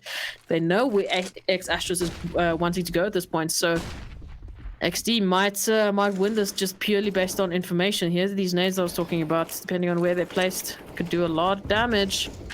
Oh, but Xenex is going to take the kills. There's the Kobe. He takes down Vorolfer. The bomb is planted. It's down to 2v3. It's still looking good for X Ashes. They've got the post plant. But they need to recover the bomb, I say that. I actually thought bomb got down. Somehow that nade actually did take down the bomb planters. So, oh, it's just starting to look great. As I say that again. They're just waiting for me to say something and then they just do the opposite. The cost of curse is real. Time. It is real. Definitely That round real. was especially real. Yeah, I mean, the other thing that's real is the fact that X Astros have been able to put the rounds on the board that they needed to give us the hope for them to be able to take this map here and even things out 1-1, go into that map 3, of course. You know, that is what they were looking for, and hopefully they can keep it going. Obviously, they're going to be wanting to try and just keep that snowball going, keep the momentum happening for themselves. They have the AKs, they have the AWP, they've got the utility, and of course the armor. Now they just need to close out the next couple of rounds, make this half nice and competitive here. XD not looking like they're able to compete as heavily at the moment. There goes Vey, taken out very, very quickly. A nice decisive take from ex-Astralis once again, moving up, just getting in a couple of those hits. Now, of course, Varolfer is on 5 HP, a little bit low there, but a good start for ex-Astralis nonetheless. They're looking to keep this one going. Varolfer actually going to be burned in the fire. Creation going to be tossing that one, evening things out at least 1-1. 1 minute and 10 seconds left on the clock to make this happen. Ex-Astralis need to move in somewhere on this map. And at this point, I mean, they haven't really been getting any sort of advantages either on the B side or the A side. So I'm liking this. They're pulling back. They're just waiting to get a bit more control, waiting to get a bit more information. And it seems like a B-Tech might be where it's at. They only have to deal with TJ on the site so far. XD still holding this A defense, expecting ex-Astralis to take down and take back the aggression. But it might be the wrong call, as they are willing to take this B side instead. So utility is going to be prepped and ready. That Molly is just going to put a bit of extra pressure. But TJ on the same corner is doing a lot. Oh, fire burns, TJ, get out of there. Drops the utility though, so that wastes a lot of time for ex-Astralis. They're going to be going straight through that, but a lot of damage being done in the process. Beast there with the trade takes down Sabery. Makes this a lot harder for ex-Astralis. Now they're in a situation where there's 3 players waiting for them to plant so they can retake this back. And Sergeant Ross is doing well, takes down TJ, but it's still a 2-on-2 as Zenix takes down Rusty. And now XD actually on for the retake here, and it's looking a little dicey, but on the bright side, Creation is on the flank. He's on the back foot. He takes down Sergeant Ross, puts this into a doable situation. Woo! The flick takes down Zenix, and now, cool. XD just got this second round in quite a lovely fashion. Yeah, definitely a lovely fashion, as you say. One hell of a way to close out the second round for themselves. XD now 2-4. They still have a couple of rounds to go before they even things out with ex-Astralis, but a good way to start things out, at least to be able to keep something going for themselves. But they will have to put some more rounds on the board just to make sure that ex-Astralis don't run away with this one for free. Now, we did see XD being able to perform very, very dominantly in the previous map, and they're looking to replicate that one once again to be able to put some rounds on the board, to be able to make this happen against ex-Astralis, because if XD walk away with this map, of course, it will be the W for them, and ex-Astralis trying their absolute best to stop that from happening, make sure they put in absolutely everything they can. So they're moving very quickly up the ramp here towards the A site, seeing if they can get their way on in here. A very quick hit in towards Hopper is going to take him down. Ex-Astralis now on the back foot with a couple of least players remaining there, a little bit of team damage coming in as well. That's not what you want to see, but ultimately ex-Astralis looking okay for the moment. They've got 1 minute 20 seconds left on the clock to make something happen. The rotations can still come in. You can see the players from ex-Astralis just falling back, maybe just second guessing their very quick movements towards that A site and potentially trying to just readjust and pick what exactly they want to do. Creation going to fire onto Varolfer, getting taken down immediately. Rusty going to fall next, and now it's a 3v3. Sabery on 7 HP is going to mean that ex-Astralis find themselves in a bit of a shaky spot. Beast, TJ, and Vey going to be the last ones there. Sabery going to get taken down. Now it's ZNX and Sergeant Ross to try and clutch the round out for ex-Astralis. At the time ticks away. We got 45 seconds left on the clock. They have to find something to do, and they've got to find it right this second. Oh, it's a lot of work to do at this point. You're in a 2v3 situation, and so far it hasn't been easy for them really trying to get into that A side. XT investing a lot of utility into just keeping them at bay. So nevertheless, going into this retake, they've got 3 pieces of utility to try and stop them, but it's a bit too little, too late. But Vey with the aim takes Sergeant Ross down. Zenix with a good trade there onto TJ. It's still a 2-on-1 though. He has to do a lot. Ooh, and he's going to start it out nicely. Takes down Beast. But Vey's just around the corner, hoping to clutch it out here for XD. The bomb fake does not go down. There it goes. Now it is planted for real. Now, Vey, you need to do this. Oh, the 4K. My goodness gracious. Could you ask anything else from a player from XD? That was beautiful. I mean, he just seemed to be every single place that ex-Astralis wanted to go at this point. Yeah, and finding that final headshot in there was absolutely critical for XD to be able to take that one. They take 3 rounds now, closing the gap between them and X Astros. And now X Astros, they're going to be sweating a little bit. They started off so well, very, very nice and decisive. But XD, once again, just showing that they can easily start the comeback, make it happen, get some more rounds on the board. We are going into round 8 at the moment, and it is of course going to be X Astros relegated to the Pistols. Once again, we find them on the back foot to try and make absolutely everything happen for themselves, and they've got a lot of work to do to try and beat XD. You can see that firepower bar right at the top of your screen there. XD looking very, very powerful at the moment. They're going to look to just absolutely shut down whatever it is X Astros decide to do here. There it begins. Vay going to take down 1, take down 2, make that TJ chimes in with another. Now just down to Sergeant Ross to make everything happen, and I doubt this is possible. A Tech 9 not going to be able to do the work. There it is, done and dusted. 4 rounds to 4, evened out by XD. And, well, if I was X Astros, I'd be a little bit worried here.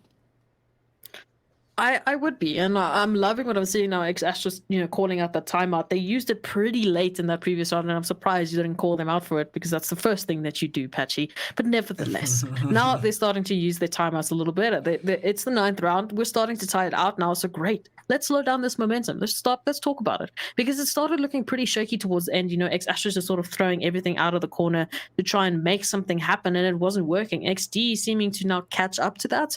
They're figuring out, okay, well, if we shut down this pace, it seems like X Astros don't really know what to do, and then they always default back to the opposite side. They don't like taking a side as soon as they drop a man or drop 2. So potentially X Astros need to think a little bit more about where they're rotating and how they're rotating, because potentially XD is starting to read them like a book.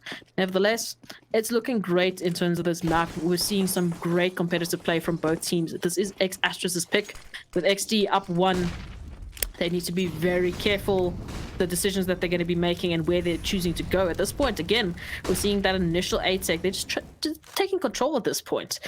Same could be said for a little bit of the B side. We've got one player, etching towards that, but at this point, nothing has really been done. They've really invested into this A side tech.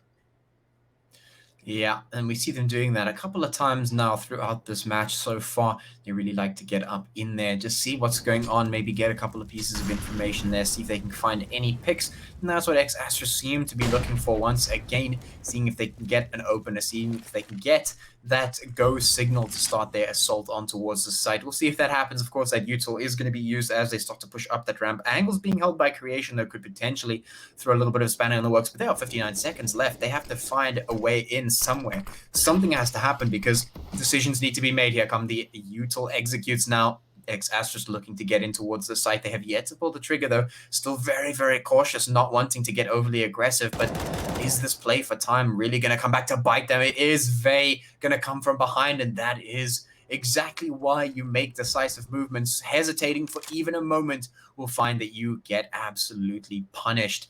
And that is exactly what Vorolfer gets in that one. He is going to be taken down. It's a 4v5 at this point. 25 seconds left. Vay going to get another one. Hopper goes down. It's Sergeant Ross to go down next. Sabri going to be the one to go down last, as Zinnex also goes out. And X Astros find themselves down around in this half. And XD looking to run away with it once again. I mean, that's like, what, the second 4K that Vay has gotten within the last 3 rounds? My goodness gracious, he's going crazy. He's 15 for 5 at this point. He's the only player on the XD side that is in double digits territory, but nevertheless, they're making it work. They're taking one down one by one on the X Astra side, and they're just not getting anywhere with that A side tech. I would scrap that. I'd say, okay, no, well, A doesn't work. We need to split up the focus from XD, because at this point, they're just running into double crosses constantly, and they're losing players, as we've just seen, because this utility once again is powerful. But great, look at this pace. Zinix opening it up, managing to recover a rifle is Hopper, and Savory chiming in with the Tech 9s. We've seen it time and time again, but oh, the nade is good, DJ. Oh my goodness gracious, TJ taking down 2 players now with a chime in there from his teammates. And now Zinix left in a 1v3, and to the back of him is Vay once again hunting for those kills. Yeah, I mean, I definitely agree, and I think that the idea from X Astros is good. You know, they want to get up in towards the A site and potentially get some sort of a pick. And in a situation where you decide to make a bit of a slow push, where you want to set up a little bit, that is a good decision. You know, you want to go for a pick, you want to find an opening. But the thing is, the differentiating fact that we always see between the teams that manage to succeed with that kind of an approach are the ones that are able to go in there, and when they don't find that pick, when they don't find the opening, they're either able to brute force that opening or make a different decision, you know, make a rotate around to another side, find a different angle, find a different approach. They're always able to play something off of that. They never stay static. They never stay trying to brute force, oh, we need a pick, oh, we need a pick. When they see that they're not going to get the pick, they make another decision. And right now, that's the sort of bridge that X-Astros needs to cross if they want to set up this, you know, very quick A take, because they get the pacing right. They get into A very, very quickly up that ramp, but they need to convert that into something. And if they don't find the opener, they need to find something else. Now, TJ going to be opening up onto Sergeant Ross very, very quickly. Some util going to be spent to try and hold off that push from X-Astros as they once again move a couple of players towards that A site. It is going to be held off by XT. And, well, X-Astros need to find another alternative. They need to find something else. You cannot do the same thing again and again and again and expect it to have different results. That is the definition of insanity. I was just about to say that if you didn't, insane is exactly what it's looking like, X-Astros. But nevertheless, they have gotten some good control, and XD haven't spent as much utility this time around. And you can see they're giving them a little bit more room to work with. So that util is just going to go down. So that's a bit of information for X-Astros. They know where one player is, at least with the bouncing of that utility, but they still have to find those angles. And with that rotation, now it's a 3-on-4. So wherever they go at this point, they're going to be at a disadvantage at this take, because they need to find the kills. They need to open it up. And XD have a lot of utility, but Hopper and Wolfer is going to take it down. It's going to open it up. Creation. Oh, my goodness gracious. You're ready and waiting for it as you get taken down. But KZR, TJ, and Beast, you're left to clutch it out. 3v4. Oh, TJ with the 5-7 opens it up. But the trades are just too good from X-Astros. And here we go. They're doing it a little bit differently. They're getting the shots. And they've taken the round. Yeah, and finally they switch things up a little bit at least. You know, they play a little bit differently. They find the openness that they wanted. The real big difference there is the fact that they were able to get the execute down onto site, which allowed them to get a little bit further, find the opening kills. That was the big crucial point, because every time we see X-Astros fail to get that opening kill, they sort of fall short. They sort of start to stutter, not sure what to do. As soon as they get that opening kill, though, they're able to just push their way on, make sure they're gaining all the advantages, keep the steamrolling going, and they manage to find that round. So they will be taking it up towards that 5th round, but the opener coming from Beast, now XD, putting that on the board, just immediately taking down Varolfer, leaving Hopper, Sergeant Ross, Sabri, and Zinix to try and keep this going. 1 minute 30 seconds left on the clock here. X-Astros need to keep the momentum going for themselves, and Vey is just not going to let it happen, taking them down to 3 players remaining now. 1 minute 20 seconds on the clock. Things need to happen for X-Astros. They made a good start in the previous round, but they've got to keep that going. It's no good if they just let the ball drop here, because otherwise that momentum just starts falling away from them, slipping through their fingers, and that's not what they want. It seems to happen time and time again. If XD get that initial peak, you're right. Their momentum just falls away, and they look a little bit perturbed as to what they need to do. Ooh, good response there from Zinix. As I say, that takes down creation, so that's a bit of an opening towards wherever they want to go at this point. It looks like B might be the better alternative. But the rotations onto A. Oh, look at this from Sergeant Ross. It's going to be a sandwich onto A side. It's going to be into the back of Rusty, and they've opened it up completely. Managing to completely convert this into a 2v2 situation. Bomb's going to be going down. They've got the post plants, and they've got some time to waste if you're XD now. Because you need to get those retake. You need to find these X-Astros players. And they're just holding it passively. TJ is going to tap the bomb, trying to trigger one of the players to peek, give away that position. Oh! The headshot is good. Now it's only Sergeant Ross to deal with. He has moved up closer. He's around this position. He's around the smoke. He's trying to connect the shots. It's a 10-second defuse. There's a lot of time to be wasted at this point. And he's going to be holding and rotating. He's going to peek at the points. Oh my goodness gracious. He's managed to just clutch it out now for X-Astros, because there's no time. This is impossible if you're TJ.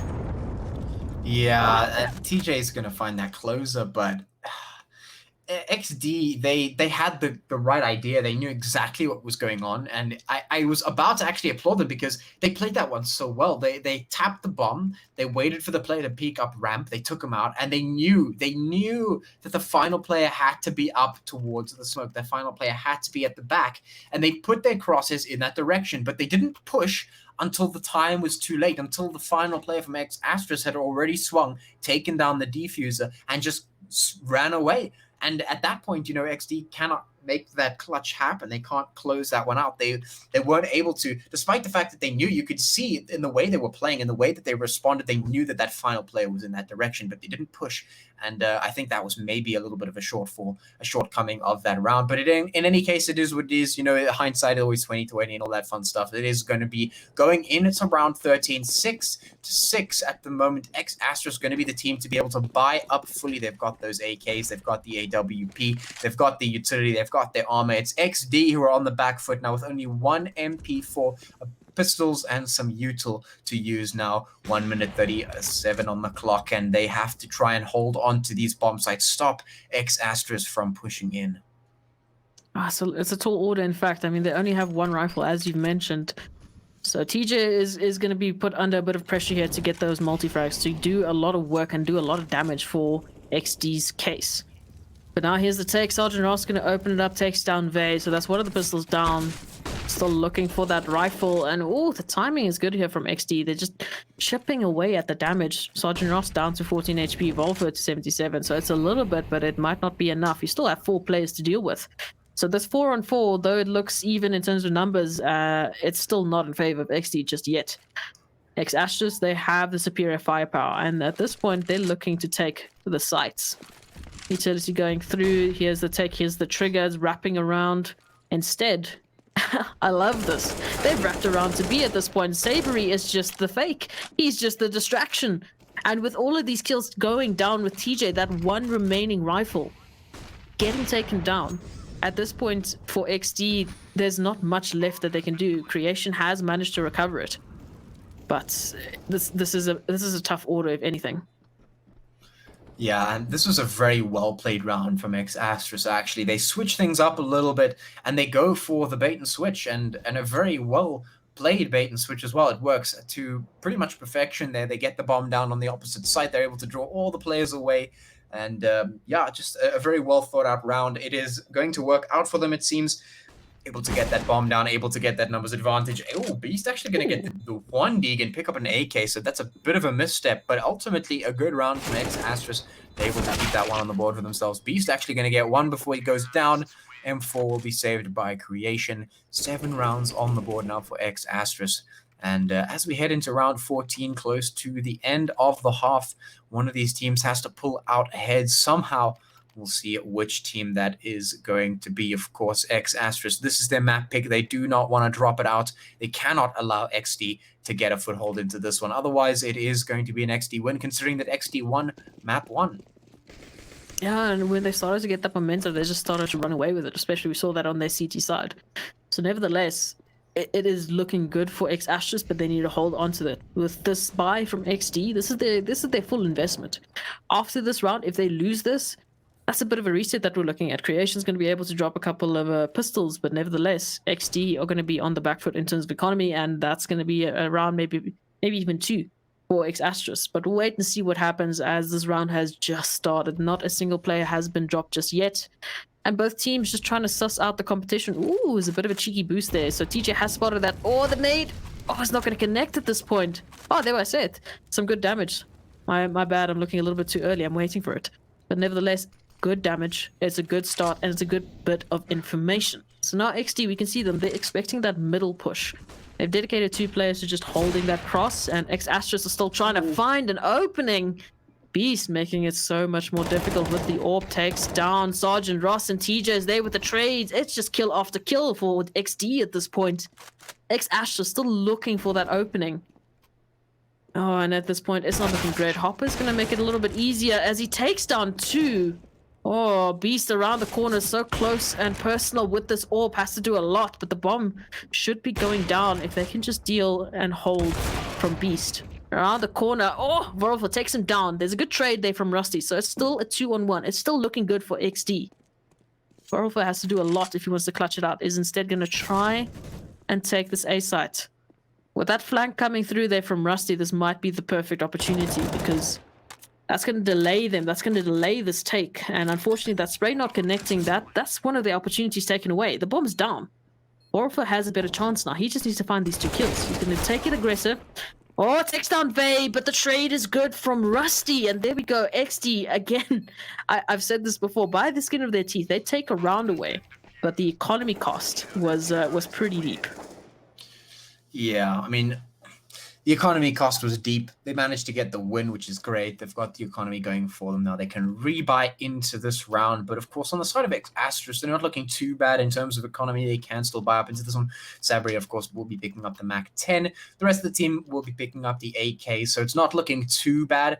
It looks like the P90 is actually going to get picked up here by Beast, which could be an interesting switch up. We might just see something crazy coming out for him. But the rounds are 7-7 as we go in towards the final half here. One of the teams has to walk away with at least a round in their favor. So this is going to go one way or the other. TJ going to be taking down one. Beast going in there with the P90. There it is. The 2 quick frags from him before he goes down. But now it's down to Hopper and Sergeant Ross to make this happen. 2 players for X Asterisk to stop XD in their tracks here to close this one out.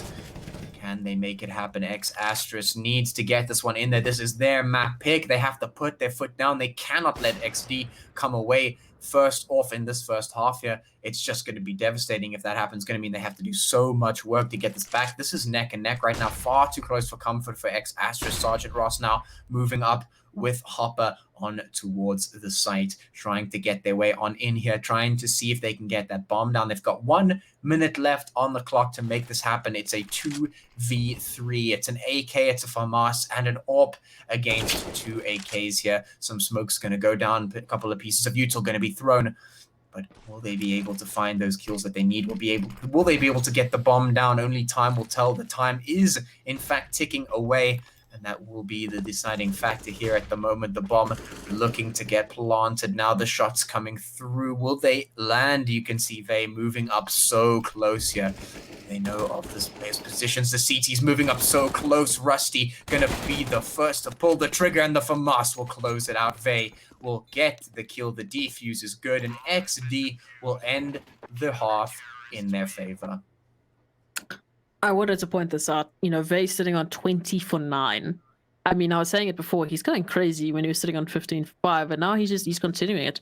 And we see it time and time again. He's just taking those couple of frags away from X Asterisk at this point. So beautiful work from him. But nonetheless, now this is the swap. This is when we saw that change in X Asterisk. So potentially, once again, CT side is where they feel most comfortable. So we'll have to wait and see XD actually have a 1-round advantage once again. It's looking a little bit closer than it was the first map, but nevertheless, we'll have to wait and see how these pistols do. That's going to be about who hits the shot first at this point, right?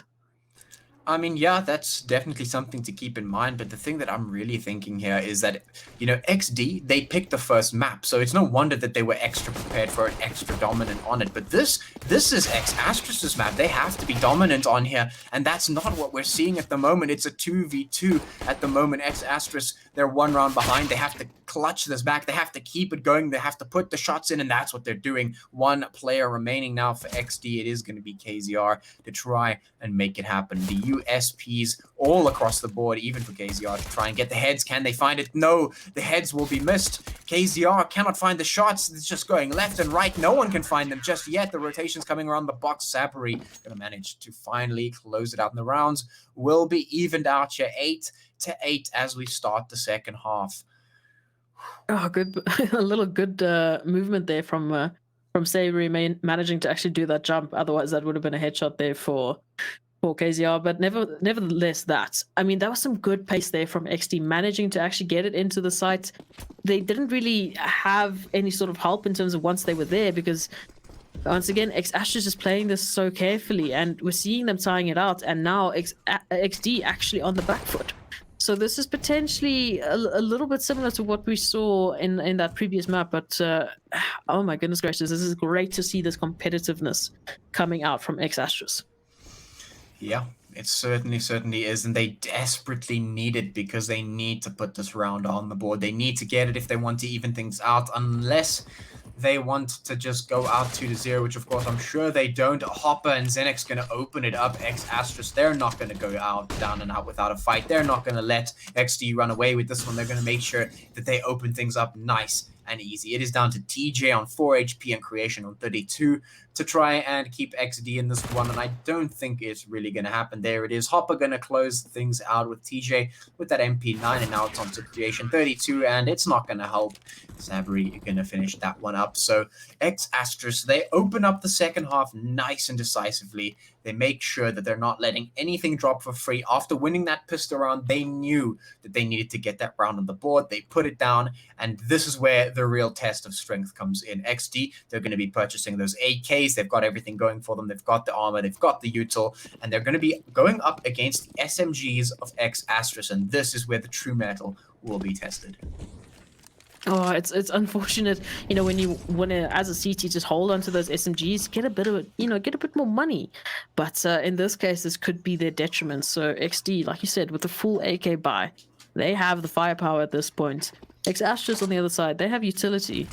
And they need to hold, as you said, this is their map pick. So potentially the knowledge is more in favor of X-Astrus. They need to start showing that. It's a good bit of rounds that they've managed to claw back. But at this point, I do not want to be on the other side of that kind of a one-tap there from Creation. So very sneaky just above the smoke, spots the head, and that's opening it up again. Now, X-Astrus starting to look a little bit more, aggressive towards the scaffolding. They're starting to get a little bit angsty, I'd almost say. What is happening? We need to be careful because these AKs are deadly. Oh, some good bit of a bait and switch there in middle. Going to take down B, so that's an AK dropped. But at this point, XD still just playing this slowly, trying to get some control and opening it up. Barely managing to get the kill. Instead is X-Astrus. They're managing to get kills. They're managing to make it a 3v3. And Savory going ham, taking down Creation. Now, though the bomb is planted, it's a 2-on-3. Some guns have been recovered. They just need to connect the shots at this point, and the smoke is doing a lot of work for Zenix as he dances around it, takes down Rusty, and unfortunately the trades are not enough. Hopper going to be finishing it out, taking down Vey, and beautiful round there for X-Astrus. I mean, that was potentially, the giveaway for XD. When you're taking SMGs up against rifles, naturally you're at the back foot, but somehow they managed to make it work. A good bit of teamwork there from them. And now look at this from XD. They're going to have to look really hard at their money, and I'm seeing a bit of a deco here. Yeah. I mean, X-Astrus exactly mindful of what they need to do in that one. As soon as they won the opening rounds of the half, they knew that they were relegated to the SMGs. But instead of doing what a lot of teams do and potentially reinvest, maybe waste a couple of bits of money, they don't. They keep the SMGs, and they realize they need to play slightly differently, and they need to play a little bit back, they need to play passively, and it works out for them. They do exactly what they need to do. They get the trades, they get the frags, and they win the round out. So now they're up 10-8. X-Astrus, they've got the favor now. They have got the rounds they need to get to make this one going their way. And now the shots coming through, immediately going to take down Creation Beast on 1 HP as well from the opening couple of hits. And well, XD, they're not able to utilize these pistols to be able to get the rounds like we've seen them do in the past. X-Astrus do not want to let them get away with anything. They're not going to get away with this pistol round. X-Astrus need to close this out. Continue their lead is going to be exactly how they want to do this. They've got the guns, they've got the armor, they've got the util. They can hold on to this one as long as they can. And, well, they've been doing a pretty decent job. 50 seconds left on the clock. We've got 4 players, for XD. 1 player with 1 HP there, of course, being Beast. TJ now getting taken down with some decisive shots from Zinix. Now we've got Rusty Beast and KZR to try and make it happen. But the question is, can it happen? Shots coming through now. Beast goes down. Rusty, the last left alive, and the pistol is going to continue to take care of him. Out he goes. 11 rounds on the board for X-Astrus, 8 for XD. And, well, if XD want to get back into this one, they're going to have to start moving right now because X-Astrus are looking to close this out sooner rather than later. a bit of momentum there, and now we're actually seeing the AWP with the hands of Beast on the side of XD, so this might be potentially what swings it around. It was a pistol round, so nevertheless, you know, you don't expect much in that sort of situation. They did a good bit of damage, but this is where we see how X-Astros actually face against XD. It's a full buy against full buy. With that AWP, we're going to see where it might be able to get the kill. Creation going to open up that A side just a bit, but through the smoke, eventually the shots connect, and there's the trade. Unbeknownst now to XD, we actually just see no sort of control, really. They're just holding their default, waiting to get, you know, a bit of that control back. It was looking great, but Sabery just through the smoke, managing to connect it. And now XD actually needs to win this back a little bit. We've got a bit of mid-control etching towards that. Is Vey, they're trying to find an opening. And Beast, what are you doing? Through the wall, takes down Sabery. So this is a 3-on-4. XD looking better. They're looking in terms of taking advantage. They've got it now. They've got the numbers advantage. They need to get control, though. They need to get some map. And now, looks like we're going to be etching towards really just anywhere that they can go. B seems to be the better option, but utility might be the deciding factor. We do have Hopper up close and personal onto this boost. He's holding a very aggressive stance, trying to get early information for his team. Borfa gets caught up with the utility there. So now they have an opening. They have a chance here. 30 seconds left on the clock. They need to be swift. They need to take the site, and X-Astros have actually played this to perfection. They have the information that XD only can go here. They've committed to this, and they need to take this flawlessly if they want a chance of taking this round. TJ's going to take down Zinix. Bomb should be going down. Beast has his back. And now Vorfa left in a 1v3 with an AWP. It's a difficult one. Has to find the shots and has to find them quickly. Oh, takes down Beast. Still left to a 1v2. Makes that a 1v1. Picks up the AK. Half HP, just has to find TJ, and TJ looking to get the 9th round for XD, but Volver's too fast. He has the time, and somehow X-Astros take a 12th round out of the clutches of XD. Yeah, I mean, that looked like an XD round, but they just don't manage to close it out. And X-Astros, they clutch the round, they bring it back in their favor, and that is an incredibly damaging round for XD. They needed that round if they wanted to build that momentum, continue to keep the rounds competitive. But now they're down 8-12. X-Astros looking nice and in the lead on their map pick here. They've definitely put their foot down on this one. They've made sure that they are doing whatever is necessary to make sure that they don't just lose this one, you know, go out without a fight. They are making sure that the fight is happening. Right now, XD pushing up very aggressively here towards the ramp. It's going to be Beast. The flashbang is good. He's only good for one, though. The trade's coming through. 2 will go down for X-Astros, Valfa, Hopper, and Zinix. Going to be the ones to try and keep a hold of this one. The shots come through. It is a 3v3. Hopper on 19 HP. Going to have to fall back is Valfa, getting flashed off of position as well. 1 minute 20 seconds left on the clock. We've had so much happen in such a short amount of time. These teams now having to make their way around. XD need to decide exactly which site they would like to attack, because at the moment they have a bit of a health advantage, but they only have AKs. So Varolfa is going to be a little bit of a hazard for them. If he gets that scope in their direction, could just be the end of their push. You can see they're just trying to get that information, probing towards the sites, having a look and seeing what's going on. They have left one player behind, but here is Hopper. He's got the AWP. His cross is a trade, but he misses the shot. That could be devastating. This could be the end. He needs to come back very, very decisively. He spots out one of the players, but is a pixel enough to get the shots in. The time is ticking away now. XD need to make sure they need to get onto the site as quick as possible. They need to get that bomb down, and they need to get the frags in. Will they be able to take down the AWP on the site? 29 seconds. It is ticking away. There's still 3v3. Players now pushing up. They need to make something happen. It's 2 AWPs and an M4 versus 3 AKs, and the HP bars on the side of X-Astros not looking good. The bomb does go down, but the shot from Varolfa will connect. It is a 2v3 now. The AWPs still coming in clutch. It doesn't matter whether you're on 100 HP or 1 HP. The AWP shots will land, and they will do damage. Zinix chiming in as well, leaving it all down to Rusty. Can he keep hold of this site? The bomb is ticking away. He just needs to hold on. He just needs to get the shots in. The defuse coming in. And will it happen? Varolfa lands the shot, and it is done and dusted. X-Astros will defuse the bomb and get the 13th round. It was looking so good for XD, actually going into this half with a map round advantage. And now Astros just seeming to hit the shots. And unfortunately for XD, they're not getting the trades that they're needing to get. They're not getting those entries, and definitely not in a fashion that they can actually capitalize off of that. If they do get an entry, it's at the cost of 1 or 2 players. And Astros doing so good with those multi-frags. And even though XD just played that to perfection with that rotate, with that bit of a bait, it wasn't enough. And now we're seeing again an early on trade, an early on frag on both sides. Evening it out is Creation with the trade, but he has to deal with Volvo, who's up close. With an AWP, it's a bit of an awkward situation. Tries to get out of it, but Creation is too good. Takes him down, and now XD, they've got the advantage. They need to use this. We need to get a bit of a control. We need to take a site. So they're leaving a player once again and then falling back and trying to get some information at this point, which might not be the worst case, but we'll have to wait and see if it's to their advantage or to their detriment. Well, look at this. Vey all the way up onto A side is going to take down Sabery. So that's an A side open. And Hopper on the flank here might be spotted out by Beast already, expecting it, but not good enough to take it down. So it's still a 2-1-2. Nevertheless, Hopper down to 1 HP. Sergeant Ross is going to make it a little bit easier. It's only Vey to clutch it out for XD.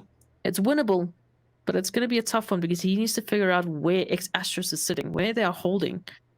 And at this point, he still needs to recover the bomb. It's 40 seconds left on the clock.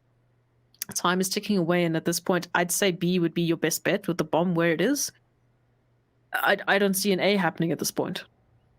Yeah. Yeah, I mean, once again, XD, they start off so well, but they just lose a grip of that lead. They cannot keep a hold of it for very long.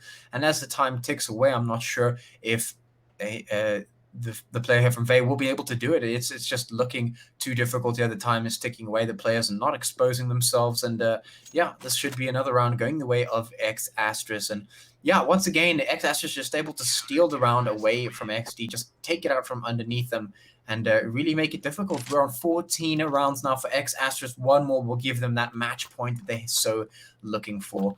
And well, if anything, they deserve it at this point. They've put in such a heavy amount of work, such hard work to get to where they are, to get and make sure that their map pick goes in their favor. And well, it's been really great to watch so far. They're looking to put one more on the board now. It is going to be XD on some pistols and 2 AKs to try and make it happen, try and get that push in towards X Astros. And well, if it's not now, it won't be ever. Varel Fur going to be opening things up. Nice and easy Creation going down. That's a big player off the board. The shots coming through. TJ getting tagged down so low. It's a 4v5.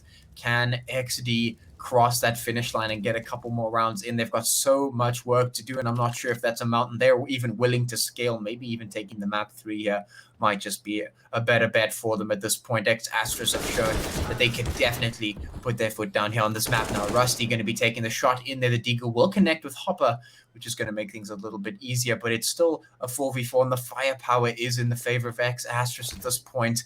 It's going to make it so difficult for XD to push onto the site with nothing other than pistols and 1 single AK. They are going to be able to upgrade to 2 AKs at least, maybe make it a little bit more difficult for X Astros to hold on, but with 55 seconds left, they've got to pull the trigger and they've got to find those opening kills.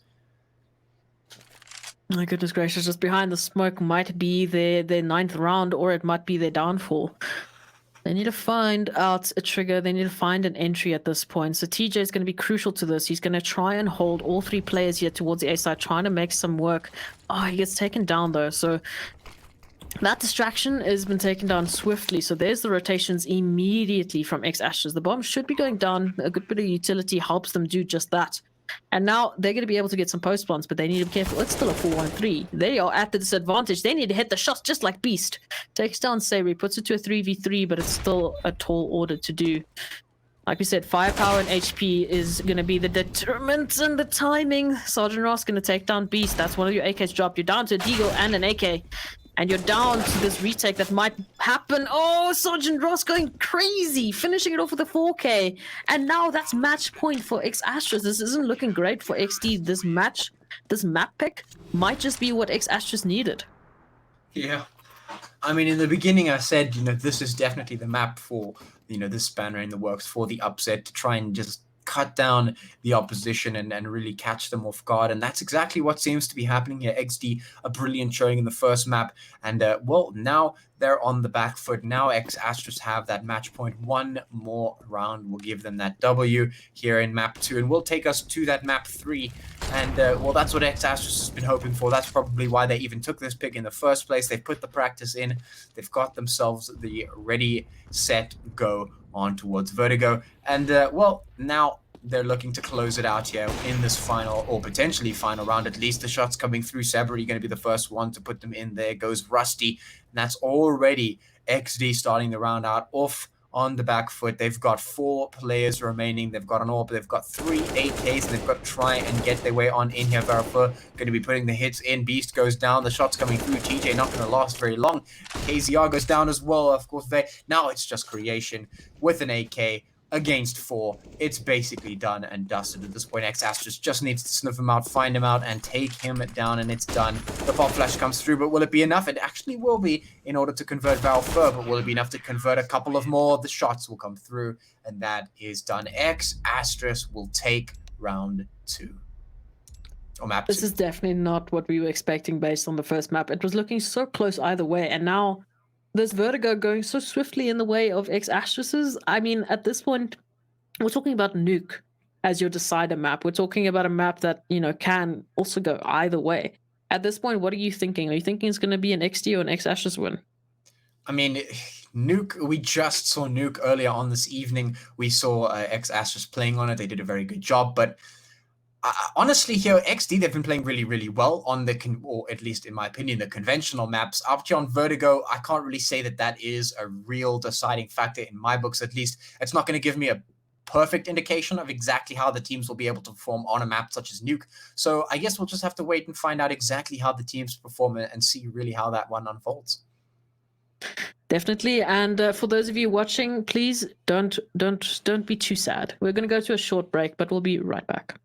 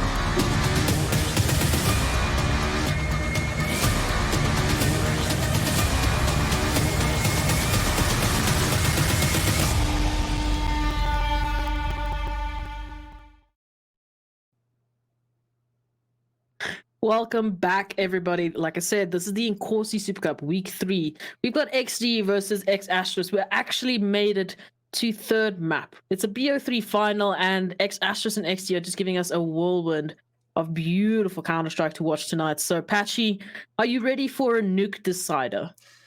I mean, yeah, what other than a better way to close this one out? The full circle. We started this evening on Nuke, we're going to end this evening on Nuke. So, yeah, what a better way to end this one out? X Astros versus XD.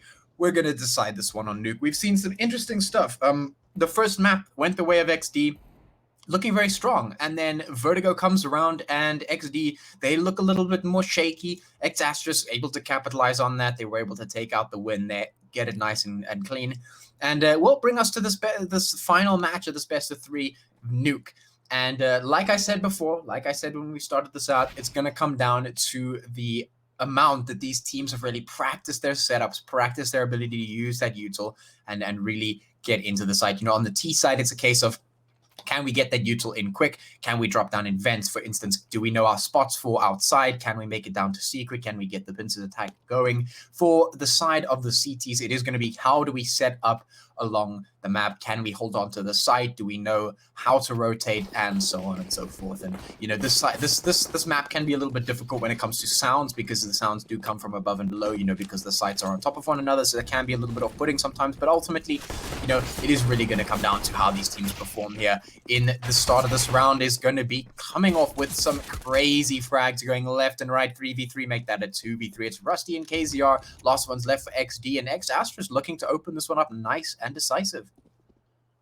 Oh my god, Trishas, it was such a good time to A-Tech, but unfortunately, the one-taps here from X Astros just looking a little bit stronger, and they're finally finishing off Vey.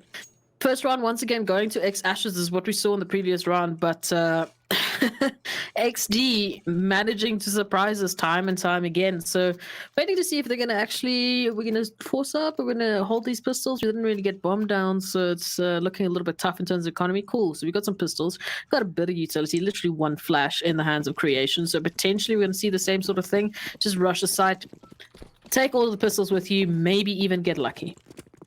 Yeah. I mean, we saw X Astros be very, very dominant on this map before, and they're looking to replicate that success that they had against their formative team there.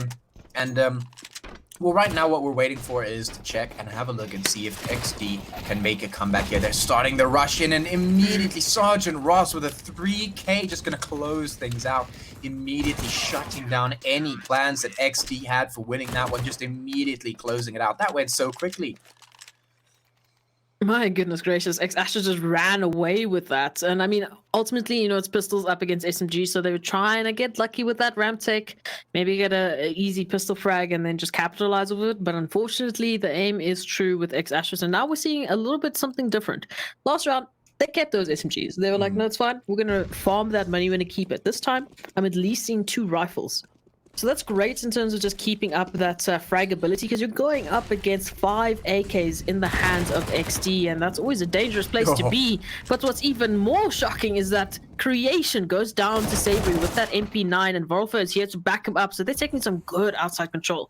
Sabri, his position has been known, it has been outed, and he should be going down shortly, but somehow he's still alive. That Molly's going to push him out of position, though, so Blind Beast takes him down, and now it's a 4-on-3. X Astros on the back foot here, make that even worse as Hopper goes down. It's a 4-on-2, and now it's one rifle that you managed, to upgrade. It's an SMG. In terms of firepower, they've invested quite a bit into this, and now they're losing it bit by bit. Sergeant Ross, the last man alive, to try and clutch this out for X Astros. Otherwise, it's looking like the first round for XD, but they haven't yet made their sort of stance on either side yet. They're edging towards A, but they're still keeping their options open. With a bit of utility there, they're still trying to find out where Sergeant Ross is holding from, because at this point, anything can go. Yeah. And the rotation by Sergeant Ross here towards the B side is a good one. Unfortunately, it is not the correct one in terms of where XD is going. But I think it was a good one in terms of just awareness, because sometimes, the teams will just try and, pull a fast one, go down towards the B, get the bomb down. But the rotation's there. Sergeant Ross would have caught them out if they had made the rotate. They don't. So I think the save will just be what happens here. It looks like he will just be holding towards ramp. And yeah, XD, they're going to be able to put that first round on the board. Asterisk not able to close out the round. And, it makes you question their decision to buy up those rifles there. I think that their play in terms of keeping those SMGs that we saw in the previous map, that was a good one. They were able to keep the SMGs and go ahead and capitalize off of them. And I can't remember whether they won that one or not. I think they might have, but ultimately they were able to do some damage with that. And taking the L wasn't such a bad thing because they didn't spend any extra money buying anything else. This time around, they invested into some of the rifles, which means that their economy is looking a little bit more shaky. This time around, they'll only be able to reinvest in some FAMASs. They'll be able to pick up the one M4 that they kept through the previous round, and then, of course, 2 MP9s in their hands to try and stop the onslaught that is 5 AKs on the side of XD. So yeah, trying to stop that momentum. This is sort of a last chance buy before you go to the save. So either way, economy looking a little shaky, as you mentioned, for X-Astros, and they're going to instead try to take those SMGs to the face of Vay. Gets taken down. Hopper there, unfortunately, gets the trade from Zinix, but it's still a 4-on-4, and like we said, firepower is firmly in the camp of XD. They have the advantage here, and look at this positioning now. You've got Beast towards outside. You've got 3 players down to Secret. So this is a B-side take at this point. They're just looking to find out if there's anyone here, but X-Astros are going to be kept at this point, trying to figure out where they're going. You've got one player in the form of TJ just holding their focus, holding the flank if they potentially try to take B at this point, and great work from Creation opens it up. That's 1 player down and 3 left to go, but these 3 are going to be blocked by, like we mentioned, TJ. He's holding this flank, and he's going to make a lot of work for them. Actually, Beast, as I'm wrong. Never mind. Takes down Sabery. Now it's a 2-on-4. They have to find the players. They eventually get the trade on Beast, but it's still a tough one to take back. Got a bit of utility to work with, so they can flush out a couple of those angles, but they need to be careful because XG at this point are just winning the fights. They're taking the kills one by one, and now Hopper, you need to fall back. At this point, it's a 1v3. At this moment in time, it's not a good one. Yeah. Yeah, he's able to get the head of Creation, which is at least good for them. He won't be able to get any defuse. That's just way off the board at this point. But yeah, I mean, X-Astros, they were able to start things off good, and they were able to convert the next round, which is great. But once the buy round started coming in, XD, once again, just able to show their dominance. Hopper was able to get 2 at least, will be traded out in the end. So yeah, I mean, as soon as those buy rounds start coming out, as soon as XD start pulling out those full buys, pulling out the guns, it becomes a lot more difficult for X-Astros. They seem to struggle a little bit against that, and we've seen this actually repetitively. I think most of the time they end up winning that first round, maybe converting the next 1 or 2. But then once XD start pulling out those guns, it becomes so much more difficult for them to hold on. And that's where really things start to fall apart for them. And hopefully that's not what we see here. Of course, X-Astros, they want to be winning this one. They earned their way into this final map here, this best of 3. They finally got their way into this one. They want to hold on to it for as long as they can, but they've only got pistols into round 5 here to try and go up against these AKs and this MAC-10 here with Creation. We'll see if they can manage to do it. 1 minute, 28 seconds on the clock now. XD have to make their way in towards one of the sites slowly but surely, just having a look at that map, seeing if they could spot out any of the players from X-Astros here with these pistols. And, well, the heads need to be found here by X-Astros. They have to find the shots, and they have to land them perfectly. Varolfo are going to be opening things up onto Creation. A nice start. KZR going to be taken down as well. Now there's only 3 players left for XD. There are also only 3 players for X-Astros, but that's a brilliant trade when you're on the pistol round and not checking the corner. Sergeant Ross going to be the one to make the trades happen. And now it's just Beast. Somehow X-Astros with only pistols have made this into a 2v1 in their favor with 45 seconds left on the clock. What a great setup from X-Astros. I don't know how they've managed to make these USPs work, but I'm seeing it unfold before me. And now, Beast, you have to clutch it out 1v2, but you need to find these players that are just hunkering down and playing so well together. I don't know how, again. I mean, I'm seeing it in front of me, but X-Astros, they're making the impossible work. They only had USPs. But the setup, the teamwork ultimately coming out on top from XD. And now XD, they have the money. They're going to choose to actually buy a couple of deals and pistols to just keep that economy stable, as there are a couple of players that are in danger of being reset. So it's a good decision here from XD, but is going to potentially put them back around. So we'll have to wait and see. Pistols against rifles is always a tough decision, but with a certain amount of pace, potentially XD can take this, but this utility is wasting a lot of their time and their momentum at this point. They can't really move from any of their positions because Astros is putting a lot of pressure into their crossfires. So here's the tech, here's the smokes. It's a nice wall of smokes. It's an easy access into garage if you wish to go there, but you need to be careful because right around the corner behind you is Vorulfer. And with the sound cues there from Zabri taking one down. At this point, Astros are just playing them to a T. Good trade there from Beast and Rusty, actually managing to take down 2. So it's a 3-on-3. HP, though, is not looking great if you're XD now. For your third round, it's a pistol buy. You haven't invested much. Oh, and you're doing so much with what little you have, really. Beast has recovered that rifle. There's 2 rifles actually in the hands of XD, so this is looking good. It's a 2-on-3. Hopper and Zinix, you need to clutch it out now for your team, and information is scarce.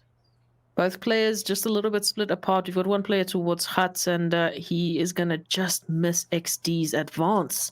They're going to have clear sight tech into B ramp at this point, and Astros are going to be none the wiser. No information that they can really use at this point. So for XD, this is a lot of time, but 20 seconds, as we mentioned, time on the clock. So I need to get this bomb down, need to get it down swiftly, but unfortunately XD are hesitant. They don't know if Astros are expecting this, and now they've given enough time for Zinix to rotate around, so he's going to be here potentially to stop the bomb plant, but never mind that, it goes down, and now there's so much utility on site, he can't really find a shot.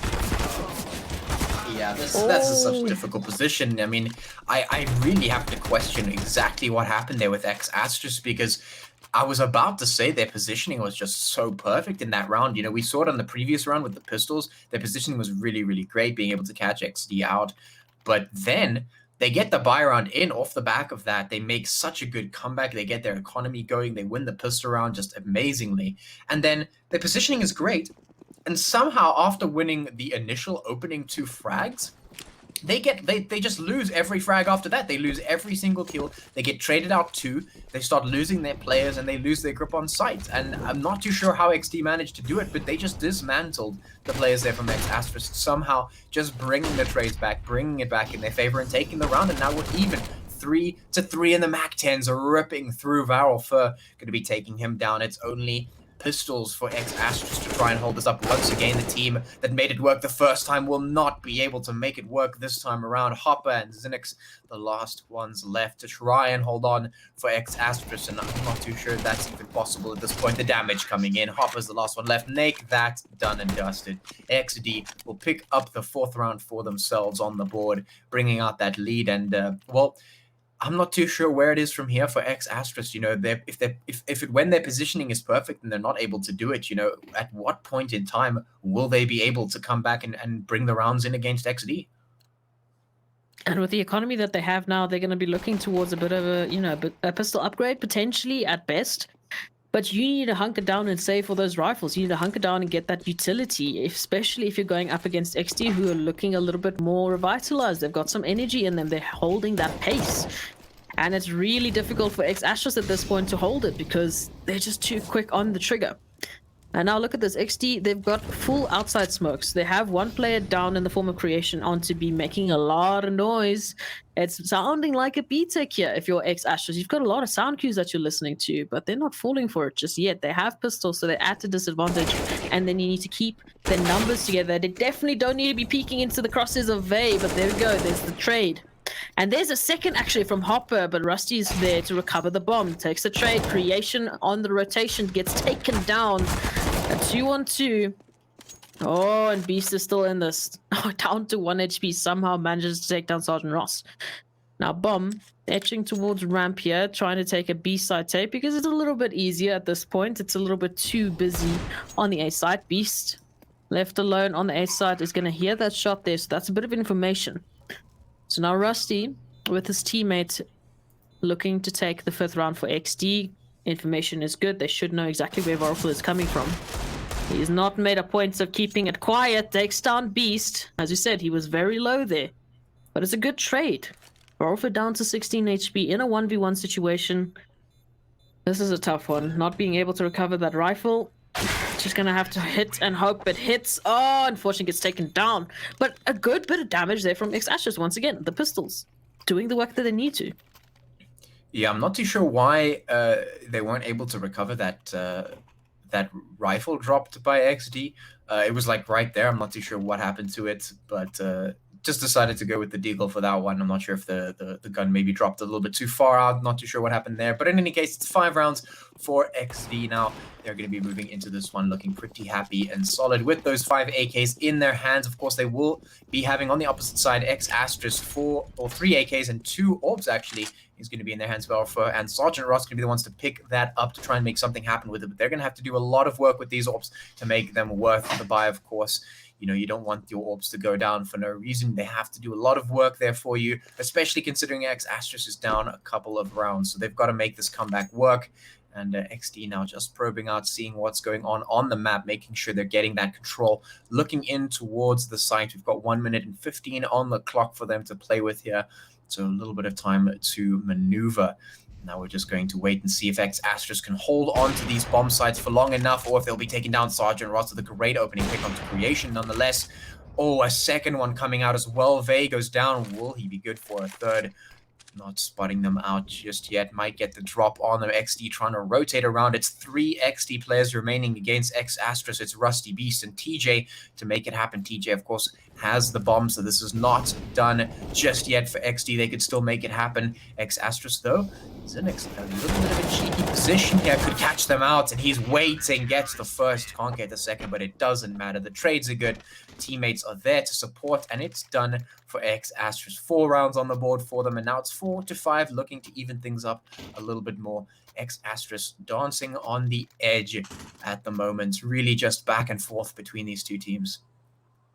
Interestingly enough, this is the first time that we've actually seen XD starting on the T side instead. So, I mean, they've, you know, started off so strongly on the CT side, and then when it comes to the T side, either, you know, X-Ashes start to sort of come alive and run away with it, or it's the reverse. So now it begs the question, is X-Ashes going to take this away from XD? We've got a double AWP setup. And it's doing a lot of work as we take down Vey. Vorfa, the other AWPer, takes down Creation. There we go, 3 on 5. This is what you need your AWPers to do, staying dynamic, staying active. Taking those initial peaks, and now the numbers advantage is looking so good for X-Asterisk. It's looking even better. Sabri taking down Beast. Oh, making this so much more competitive. Rusty takes down Sergeant Ross, and the damage is starting to get pretty hectic now. Hopper with a good trade. Nevertheless, Rusty in a 1v3 has a bit of information, but in a tough spot outside. Completely exposed, really, if he tries to cross at this point, but just with the time, he's going to manage to just get into garage. At this point, he needs to be careful, because around every single corner, there's a player waiting for him. As to say that, Zinix into the side of his head. Around every single corner is a player. Turns the corner, gets taken down. There it is, 5-5. Yeah, Caster Curse comes back and really claps hard, doesn't it? Yeah, no, it's been especially vile for me tonight, and nevertheless, I mean, X-Ashes tying it out. They're starting to look competitive, wouldn't you say? I mean, I certainly would. X-Ashes, they've made such a difficult road to come back into this one. I mean, putting us to a map 3 is a difficult spot to be in, you know, and the fact that they've managed to make it work is big. And they don't want to just let that go for no reason, you know? You want to be competitive. You want to put absolutely your best into it to try and get that win, because you've earned it. You've earned your chance to prove that you can win here. And that's what X-Asterisk wants to do here against XD. They do not want to let them get away with anything. And right now, they're looking a good spot to do so. We've got some Tech 9s, a couple of pistols, and 1 AK for the side of XD as they start to make their way up. And X-Asterisk only need to hold on to this one to try and really crush XD's economy, really just put them down in there, rely them solely on, you know, the lost bonuses there. And that's really what X-Astros is trying to do here. So now they're looking, Feral Fur actually going to be taken down here. They're going to be hit in. Hopper going to get the trade in the FAMAS, trying to get them in. The drop's actually too much to handle. The pistols are still going to make it work. It's a 2v3 now. Upgrades coming for XD. The bomb gets planted in Sergeant Ross and Zinix to try and make this work for X-Astros. Try and keep their hopes alive in this one. Keep them competitive and rolling on this board. It's going to be difficult. 48 HP, and Sergeant Ross going to open it up onto TJ. Smoke comes down. Will it be enough? 15 HP. Rusty and Beast can hold on to this one. It's an AK and a FAMAS. He taps the diffuser, but it's not going to be enough. The time is ticking. He has the kit, but it's not going to be enough. The trade comes through, and there it is. XD put the 6th round on the board for themselves and shut down that steamroll coming out from X-Astros. Do you think we can request that both teams just play with pistols at this point? Because both of them have just made insane work with the pistols. And don't buy rifles. It's fine. Just hold a pistol at this point. We've got a beautiful nade stack potentially from X-Astros here. They've got the pistols now. They've got the nades. So this might be the swing around as we've seen time and time again. I don't know why, but as soon as we're on pistols, these teams make it work.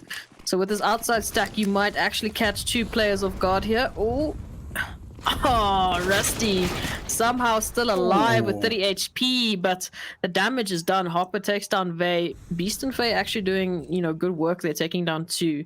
It's a 3-on-4. An AK has been recovered, nevertheless. And good control here, good information as well from Rusty by the looks of it, with the backup there of TJ. Trying to take some B control and actually managing to do so with the bomb in hand. Might get a bomb plant out of this, making it a little bit more difficult here for Hopper as he turns the corner. Needs to be careful. Oh, somehow gets the better of creation. So that's another AK dropped. Again, trigger discipline. Let's not shoot at our teammates. Nevertheless, 3v3. Now, this is doable. Again, I don't know how, but these pistols make it work. And now XD need to hold on to this. Oh, it's starting to get a little difficult. The Cynic's left in a 1v2, has to find both players, and he's going to run right into a crosshair there. XD clutching it out for their 7th round, but again, what are these pistol rounds? I don't understand. Man, ZA teams just seem to have a knack for just doing nuts things with pistols. I don't know what it is. I really cannot say, but literally since the beginning of my memory casting CS, I've seen it time and time again. They pick up the pistol round. It's like, okay, they should go down here. You know, they've only got pistols, not much to do. And suddenly they'll be winning. And it's like, how? How is this happening? But the teams just seem to be really, really proficient in being able to utilize the pistols. Maybe it's the sort of YOLO vibes that are coming out from it. Like, oh, we've got nothing to lose. Let's do something crazy that really gives them that confidence to try something nuts. And speaking of something nuts, the spray down comes through from Vey. Going to be getting 2 before the trade comes in. It's a 3v3. Both of these teams now have an equal man count, trying to win this one out with 1 minute 25 on the clock. Moving in is TJ, trying to get his crosshairs in the right direction. He's looking up, hasn't spotted Sergeant Ross out just yet. It is an AWP and 2 AKs for the side of XD, and the AWP will be doing the work. Beast takes down Sergeant Ross. Hopper and Sabri, the last ones left for X-Astros. 1 minute left means XD needs to get the bomb down or find these kills. Hopper and Sabri need to just hold on for this one. Looks like the team there from XD will be moving that bomb in slowly but surely, just picking their time, picking their moment, picking their spots. We'll see if it's enough or if Hop and Zabri can clutch this one out. 2v3, the shot's coming through, but TJ is going to be the one to close things out. Hopper, the last one left, and he's just not in the right position to stop this from happening. This should be done and dusted for XD. It's a great round to convert that. I mean, like you said, you talked about a bit of a YOLO vibe, and X-Astros actually running through Hate with the orb. I mean, there was backup, there was sufficient backup, but with Vey getting that 2k, just opening it up, evening it out, regardless of what X-Astros were planning to do, really just put a stop into their momentum. So it's a great conversion here from XD. They're going to get the 8th round, and they're looking good to take it, into a potential 9th round, because the economy here from X-Astros is touch and go at best at this point. I mean, you've got a couple players that are going to get a bit more money with the lost bonus coming through, but I don't think it's going to be enough really to buy it. We'll have to wait and see. My math is not always the best. So. Well, I mean, you're spot on when you say that, at this point, XD, they've put in some good work against X Asterisk here in terms of just crushing their economy. And yeah, you're absolutely right. Right now, X Asterisk not going to be in the best spot buy-wise. They are looking to potentially maybe force up around the AK, but honestly, that's not a spot that I would really be comfortable with being in. It's a very difficult, shaky spot to be in, especially when you're up against XD, who do have enough to buy into this one, no problem. Now, it looks like they will call a timeout, a little bit of connection issues with one of their players, but should be coming back momentarily. But in the meantime, we could just say, XD, the couple of rounds that they just put on the board here, the couple of rounds that they just won, have been very, very crucial in taking out X Asterisk's economy, because it's going to be difficult to come back from this one. So unless X Asterisk can make something happen once again with these pistols, it's going to be difficult for them to come back in the CT side. And the half is basically done and dusted, because we're in round 14. We're moving in towards the end of the half. And for X Asterisk, there's not much more room at this point in this half, and really they'll just be looking in towards the second half to try and gain some momentum and maybe close things out. Absolutely right. And again, we're seeing these pistols and a couple of nades, so potentially they can do a bit of damage. But I think XD are starting to figure, sort of that pistol setup right, that you could see that they were holding and waiting for the aggression from X Asterisk. They had all of their players in those like nook and crannies, just holding and waiting, expecting a push, in fact, and it worked out. And ultimately just using that aggression, countering it immediately, and then converting that into a bomb tech. And at this point, XD are looking so good in terms of the kills that they're getting. The entries are looking really great at this point. Beast, once again, 15 for 8, with Rusty just 10 for 6. So they're doing a great job. They're having a lot of fun, and you can see it sort of in the confidence and how they're moving. The energy is there. They're confident, and they're wanting to take this out. Especially after that Vertigo game, I think XD already and waiting to show them a thing or two on Nuke. But yeah, I don't know, from X Asterisk's side, I feel, like I said, I mentioned this again, they seem to be able to do anything with a pistol. But when it comes time for their rifle, apart from 1 or 2 rounds we know where the AWPers are just doing absolutely beautiful work, it seems they fall short in terms of just controlling XD's movements. They give them a lot of control. They've managed to get time and time again into just outside, Hull and Heaven. So they have a lot of options, and they just walk around X Asterisk. What do you think is happening at this point? I mean, one of the things that really sort of becomes a crux point of this map is the fact that, when the smokes come down outside, which they will, if the T's are taking outside, they're going to go long, they're going to maybe try for secret, the smokes will come down. And when that happens, it really blocks off the movement, if any, of the T side, or if they're moving down that direction. Now, a lot of the time, we'll see teams playing at least one player in towards that rotation spot between the garage and, of course, the A site. And usually when that player is somewhere there, regardless of where they've been placed, they will usually try and take a bit of a spray, maybe through the smoke, try and get some hits, and really stop any aggression coming out from the T side. And even if the T's do manage to get down, it's secret push through to the bomb side, that's damage done. And, it's that sort of mindset where when you're on the CT side and you see something happening around the map, first of all, you need a net. So you need your players to be in the right spot across the map to be able to catch what the T's are doing. So if you see, they're throwing the smokes outside, they're moving, I can hear them maybe, or I know that they're probably going to push someone up here, you need a response. The nades need to come in, the hits need to come through, you need to spray through the smoke, you need to take that chance. You need to make sure you can put some damage in, because that's really what's going to make it more difficult for the T's to do what they want to do. Because like you said, right now, when the T's are able to walk in and just do whatever they like, rotate around the map as they so desire, move in wherever they like, that becomes a problem. You give too much free room for them to do that, and you're basically giving them exactly what they want in terms of setup. They come from behind, they can catch you out, and they really put you in a bad spot. And the idea of the whole, the match, the whole way you need to play it is, you need to control what's going on. And that's where the net comes in. You make sure that you know what's going on at all times. When you're playing the player in towards the ramp, towards that B site, so that they can rotate between B and, of course, that sort of back area, they're able to keep a grip on both B site from that side and the rotation point in between that main entrance. So that's a critical point to have a play, and the same is true for a lot of other spots on the map. You need to have at least 1 or 2 players outside, at least playing between that area and the bomb site. Your players towards A need to make sure they're cognizant of what's going on. So everyone around across the board needs to just have that safety net for your team across the board to be able to catch what's happening. And when there's a hole in that net, then the T's can just walk through. And I think that's potentially one of the issues that's maybe coming through at this point. It's definitely, a lot to consider in terms of like what could be going wrong. And at this point, there's a lot at stake. You're playing in the final of the Inkosi Super Cup.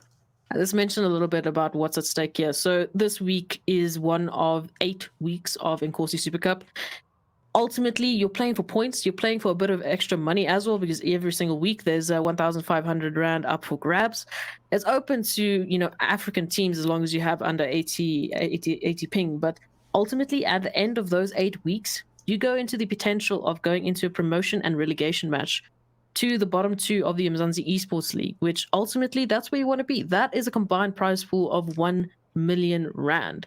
And it's free for anyone to sign up for. So every single week, you're going to be playing against different teams. You're going to be playing against, potentially teams you've never seen. As you said, it's open to Africa. So potentially, there's a lot of things that teams need to polish out. They need to iron out. And at this level, you would actually expect that. Naturally, there's a lot of new talent out there at the moment. We've seen a lot of it in previous weeks, and I don't think tonight is any sort of exception really from that. We're seeing beautiful Counter-Strike from, teams and players that really are showing what they're made of. So it's great to see, and I agree with what you're saying. There's a lot of components that go into obviously just holding a CT side, and at this point, it's holding that proactive play. It's doing that little bit of extra damage that it just helps you towards the end of the round. And I think the reason that the pistols also do so well is that, like you said, you've got that YOLO attitude. You haven't invested this much into the round, so there's no loss really. You don't have any sort of fear when taking a fight. But additionally, it starts to make you a little bit more cognizant about, okay, well, who's around me? Who can help me with this? It makes you cognizant that you need to peak at the right time, because you're constantly going to be at the disadvantages. So, I mean, that's the name of CS, right? Never take a fair fight. You always want to be at the advantage, whether it's because you've got better aim, you've got backup, or you've got better utility. Nevertheless, you want to take that unfair fight and win it for your team. So both sides have seemingly been able to do that consistently on the pistols, I'd say. And now XD are starting to get that aggression. So now, these pistols that have been doing so much work for X-Astros are starting to fall short. And that's not what you want to do, especially when you're a couple rounds down and the economy is looking a little bit tight. Like we said, we've got that AK recovered in the hands of Hopper. But other than that, it's USPs and a couple of nades. It's not enough, I think, at this point to take down XD. So now Enigma actually subbing him is going to start off with 800 cash. So at least he has his teammates to drop him. That's unfortunate, though, that you won't be able to get full armor. But nevertheless, they need to worry a bit about what I'm seeing is a nade stack here. Where do you think at this one would be the best place to nade stack based on their previous rounds? That's a bit of a difficult one. XD have managed to keep themselves relatively, ununiform in terms. They don't go the same place every single time. Maybe a nade stack outside long if you can see that they're trying to push out there, if they're trying to maybe get aggressive there. You see the smokes coming down, maybe you can pop it there. Otherwise, if they blow up that main door coming in through towards the fence, you could potentially chuck a couple down there. But really, it's really up in the air at this point. The nades going down outside long, like I said in the beginning, they're not really going to connect onto anything, which is going to be a little bit unfortunate. It is going to allow XD to push up and get some of that territory like they usually do. And I mean, at this point, you have to wonder about maybe there's a bit of complacency when you have the rifles, maybe trusting in them a little bit too much instead of focusing on getting the timing and the aim. But speaking of timing and aim, there comes so much shots through from X-Astros, putting a lot of damage in towards XD. That's 2 players down already. A lot of damage done to Beast, Enigma, and Creation now. The last 3 remaining players for XD. 3 remaining for X-Astros as well. Barrel first. Sergeant Ross and Sabri, he goes down immediately as well. The USPs have done quite a bit of damage, but can they hold on for much longer? Can they do what they need to do? 1 minute left on the clock. USPs can't find the hits, and now it's just Sergeant Ross to try and 1v3 clutch this out.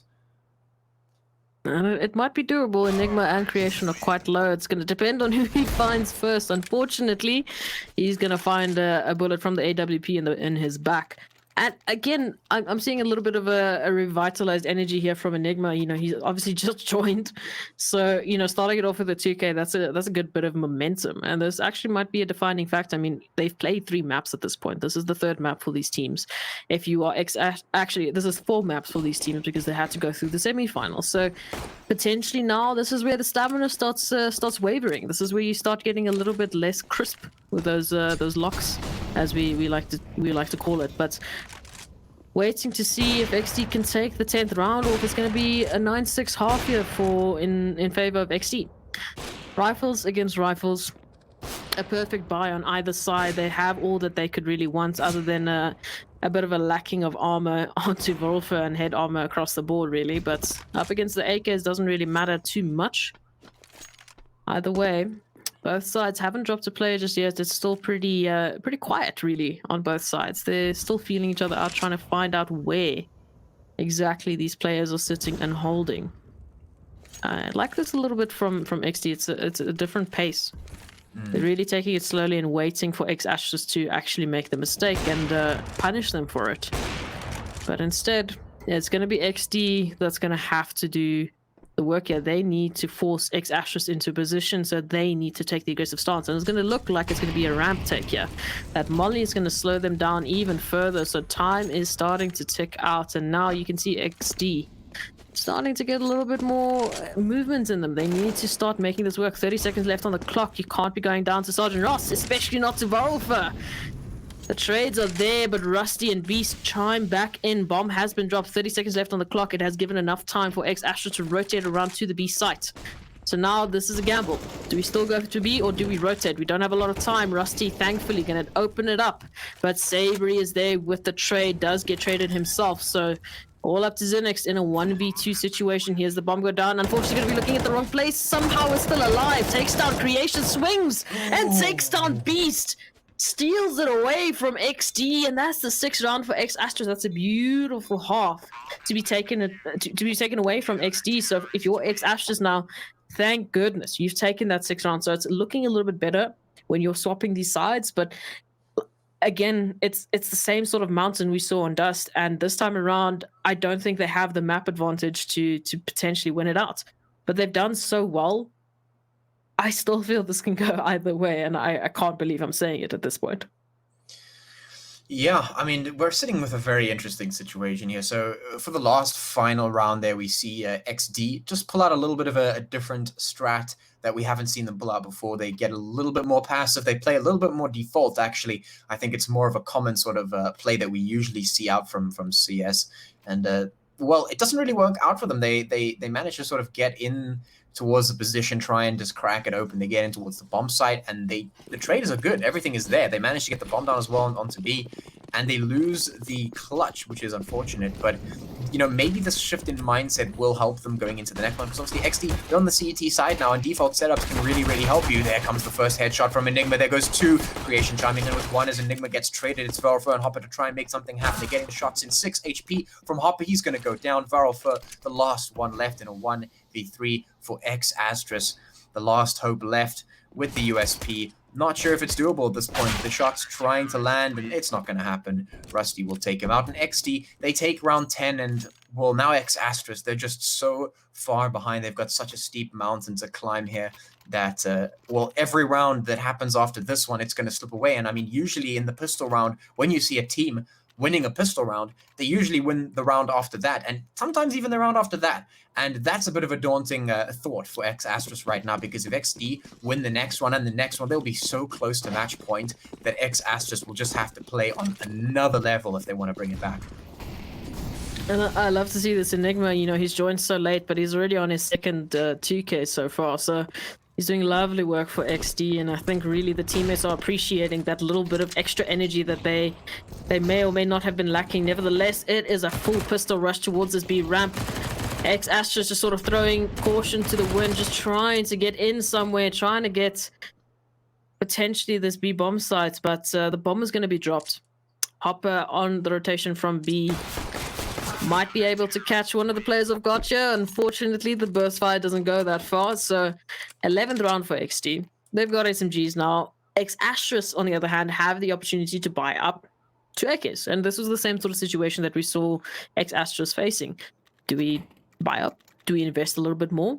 You know, potentially running the gamble of losing a lot more? Or do we just hold and save it and play a little smarter? And it looks like XD are going to do just that. So they're going to hold on to these SMGs, got a lot more utility to use, but in terms of investments, if they do lose this round, they won't be as set back as what X Asterisk was. Yeah. And the thing about, you know, retaining the SMGs after that second win is a big thing, because you have to switch your entire style of play, because you know you're going up against AKs, you know you're going up against rifles, so you have to switch it up a little bit. You can't play exactly the same as you would if you had the rifles or if you had the advantage. So you have to play a little bit behind, you have to play a little bit differently. And I mean, when we see that happen, we, you know, from the pistol standpoint, they end up doing some crazy stuff, and you can do the similar thing with the SMGs. And so XD, they're looking to maybe do that, looking to maybe just play a little bit differently, try and catch X Asterisk out with the SMGs and make them really fight for this one. And if XD end up winning this round, like I said, X Asterisk will just be staring down the barrel of a really, really daunting gun that they and a huge mountain that they're going to have to scale if they want to come back into this. It's 6-11 now, 50 seconds left on the clock. XD in the lead, and now X Asterisk charging forward. Hopper trying to lead the charge now. Some shots coming through the smoke. Going to be landing. Varelfer going to put them into Beast. That's a good opener for X Asterisk. They can keep this going. 14 HP for Varelfer to try and hold on. Sabri going to take down Creation. It's a really great opener. XD now on the back foot. The SMGs finally getting one in return, but 30 seconds left. They have to make something happen. They have to stop X Asterisk from getting this bomb down. Can they get the positioning right? X Asterisk moving in, 20 seconds left. They've got to get the bomb down or find these kills. And the SMGs hold out. There's one AK in the hands of Rusty, but it has to be done now. Beast going to take down Varelfer. Here come the shots. SMGs, they're just not long range, but it doesn't matter. The shots are still coming in. The damage still coming in. And the pistol will be the one to close it out. XD will win the round. That's just beautiful work there from XD. I mean, they read that like a book. They got the information and immediately rotated, because you already have, you know, the worst guns. You already at a back foot. So let's keep the numbers together. And with that work there from TJ on site, just baiting and switching with his teammates on ramp, that's perfectly executed. And now they're on for the 12th round. Like you said, this is a scary time for X Asterisk. They're staring down the barrel of an AWP specifically, but also potentially a winning round here, or winning map for XD. So a good bit of pace. Enigma actually takes down two, fully blind, I might add. The Molly doing a lot of extra work there for him. Nevertheless, they have some B control. The bomb is going to be going down. A bit of extra money here for X Asterisk, which is crucial to the next couple of rounds. And now Sabri left immediately in a 1v4. He's got pistols, but it's a good bit of work here from X Asterisk to get the bomb down, because utility, economy, all of this plays a part into getting these next couple of rounds. And at least in terms of momentum, they'll finally be able, they'll have a shot at shutting down this momentum from XD. Yeah, and when you say a shot, you really do mean a shot. Like, this is it right here. Like, the stage is set. 13 rounds in the favor of XD. They are 2 rounds away from getting that match point and 3 rounds away from taking the win. So X Asterisk essentially has to win this round now, shut them down again after that, and really, really put the foot on the throat, as it were, to try and keep XD down, because any slip-up, any mistake from X Asterisk that costs them a round is another round that XD take towards taking the W. And getting towards that match point, they're so close. Any slip-up from X Asterisk is devastating. They really cannot let anything slip right now, so they're going to be buying up 4 AKs. They're going to get that AWP in the hands of Varelfer, and they're going to try and make sure that they're holding on to this one as absolutely best as they can. Of course, XD looking to try and take a hold of it through the smoke. Everything just going around. Crazy hits coming out from Beast here, taking out 2 of X Asterisk. The trade is at least good. Beast will eventually go down, but is it enough? Is X Asterisk going to be able to leverage that with a man disadvantage here? It's a 3v4 at the moment. Open 2 AKs versus M4s, an AK and an M4A1S. Is it doable? We've got 1 minute left on the clock here for X Asterisk to try and get in towards the site, to try and get that bomb in, to try and get the kills. 55 seconds. The clock is ticking. The bomb needs to go down. Can they make it happen? can it be done? They need to find these hits at the moment. The angles just being held by XD, not just giving up anything yet. No openings, no cracks found in the XD defense just yet. Here comes the hit. TJ just taking him out. Valfa and Zenix, the last left for X Astrus, the last hope. And it's just slowly slipping away bit by bit. The sands of time running out for XD, and Rusty with a 2K to finish out the round and take XD to 14. They are on the precipice of that match point. So close, and again, good time out here from X Ashes. What do you do at this point? Let's try and help them out at this point, Patchy. What do? They've got the money, they can buy up, but where are they managing to actually get an advantage at this point? It seems like they're struggling with that outside control. It's falling apart when they try and take down to Secret, and then the rotations are just so quick from XD. They have so much room for gaining information that at this point you need to start thinking, okay, well, do I push and pull? Do I fake it? Do I just full on commit and try and hope for the best and rush Sukablet A or B? I mean, yeah, that's a difficult decision. You know, X Astrus, they haven't found any success as of yet. The T side looking very difficult for them and very, very daunting to try and find a way into the site. And right now, if I was them, I would do exactly what they're doing maybe right now, trying to get some tempo in towards the vents, trying to get a split maybe towards the A site, maybe go towards ramp, but not specifically to go down to B, maybe just to get the tempo in towards the ladder room, go up, try and find some sort of angles down in towards the site and take some picks, because obviously going outside hasn't really worked for them, going down Secret hasn't really worked for them, you know, here and there it's been okay, but right now they're so far behind, they have so many rounds to get back, they need to try everything they can. They, like you said, they can try a Suka rush B, but you know, they could try a rush A. At this point, literally switch up anything and just try it out, because right now they have very little left on in that strat book, basically, to try out. XD has just done such a good job of closing things out, and a quick from Hopper gonna get shut down immediately. Rusty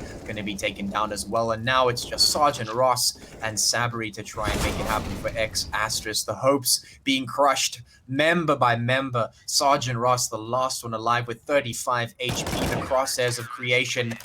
Pinpoint accuracy, 15 rounds and match point on the board for XD. They're looking good to take this. Literally one more round, and they've won 2-1. But nevertheless, X Ashes, they need to pull a rabbit out of the hat at this point. They need to have that miracle, whether that's, you know, that individual performance that just needs to immediately spike up and take it, or whether they need to change it up. As you mentioned, something definitely needs to change. This is potentially the last round. As we're seeing them once again taking this quick pace towards A, the utility is starting to miss a little bit, and now that's a bit of a wasted time, a wasted opportunity. But look at this, Sergeant Ross opening it up, takes down Rusty, and the kills are happening, but the trades are even better on the side of XD. Creation on for 3, nearly on for the 4th. Is going to manage to stay alive, but he's wasted so much time. He's wasted so many members from X Astrus. They're down to a 2v3 beast here with the nuke cannon, actually waiting in vents, waiting for that last kill, which should be Sabery. Oh, and a beautiful round and a beautiful map here from XD. They've closed it out.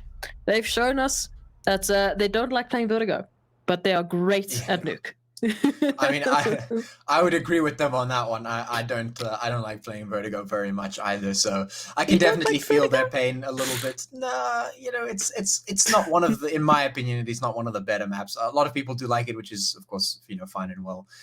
But in my opinion, it's one of the lower down maps on my list. I think there are a lot of better maps to play on, and especially when you're a team looking to build yourself up, looking to sort of solidify yourself as a good team. I think there are other maps that you should really be focusing on that are really core. But yeah, no, absolutely, a really, really good showing.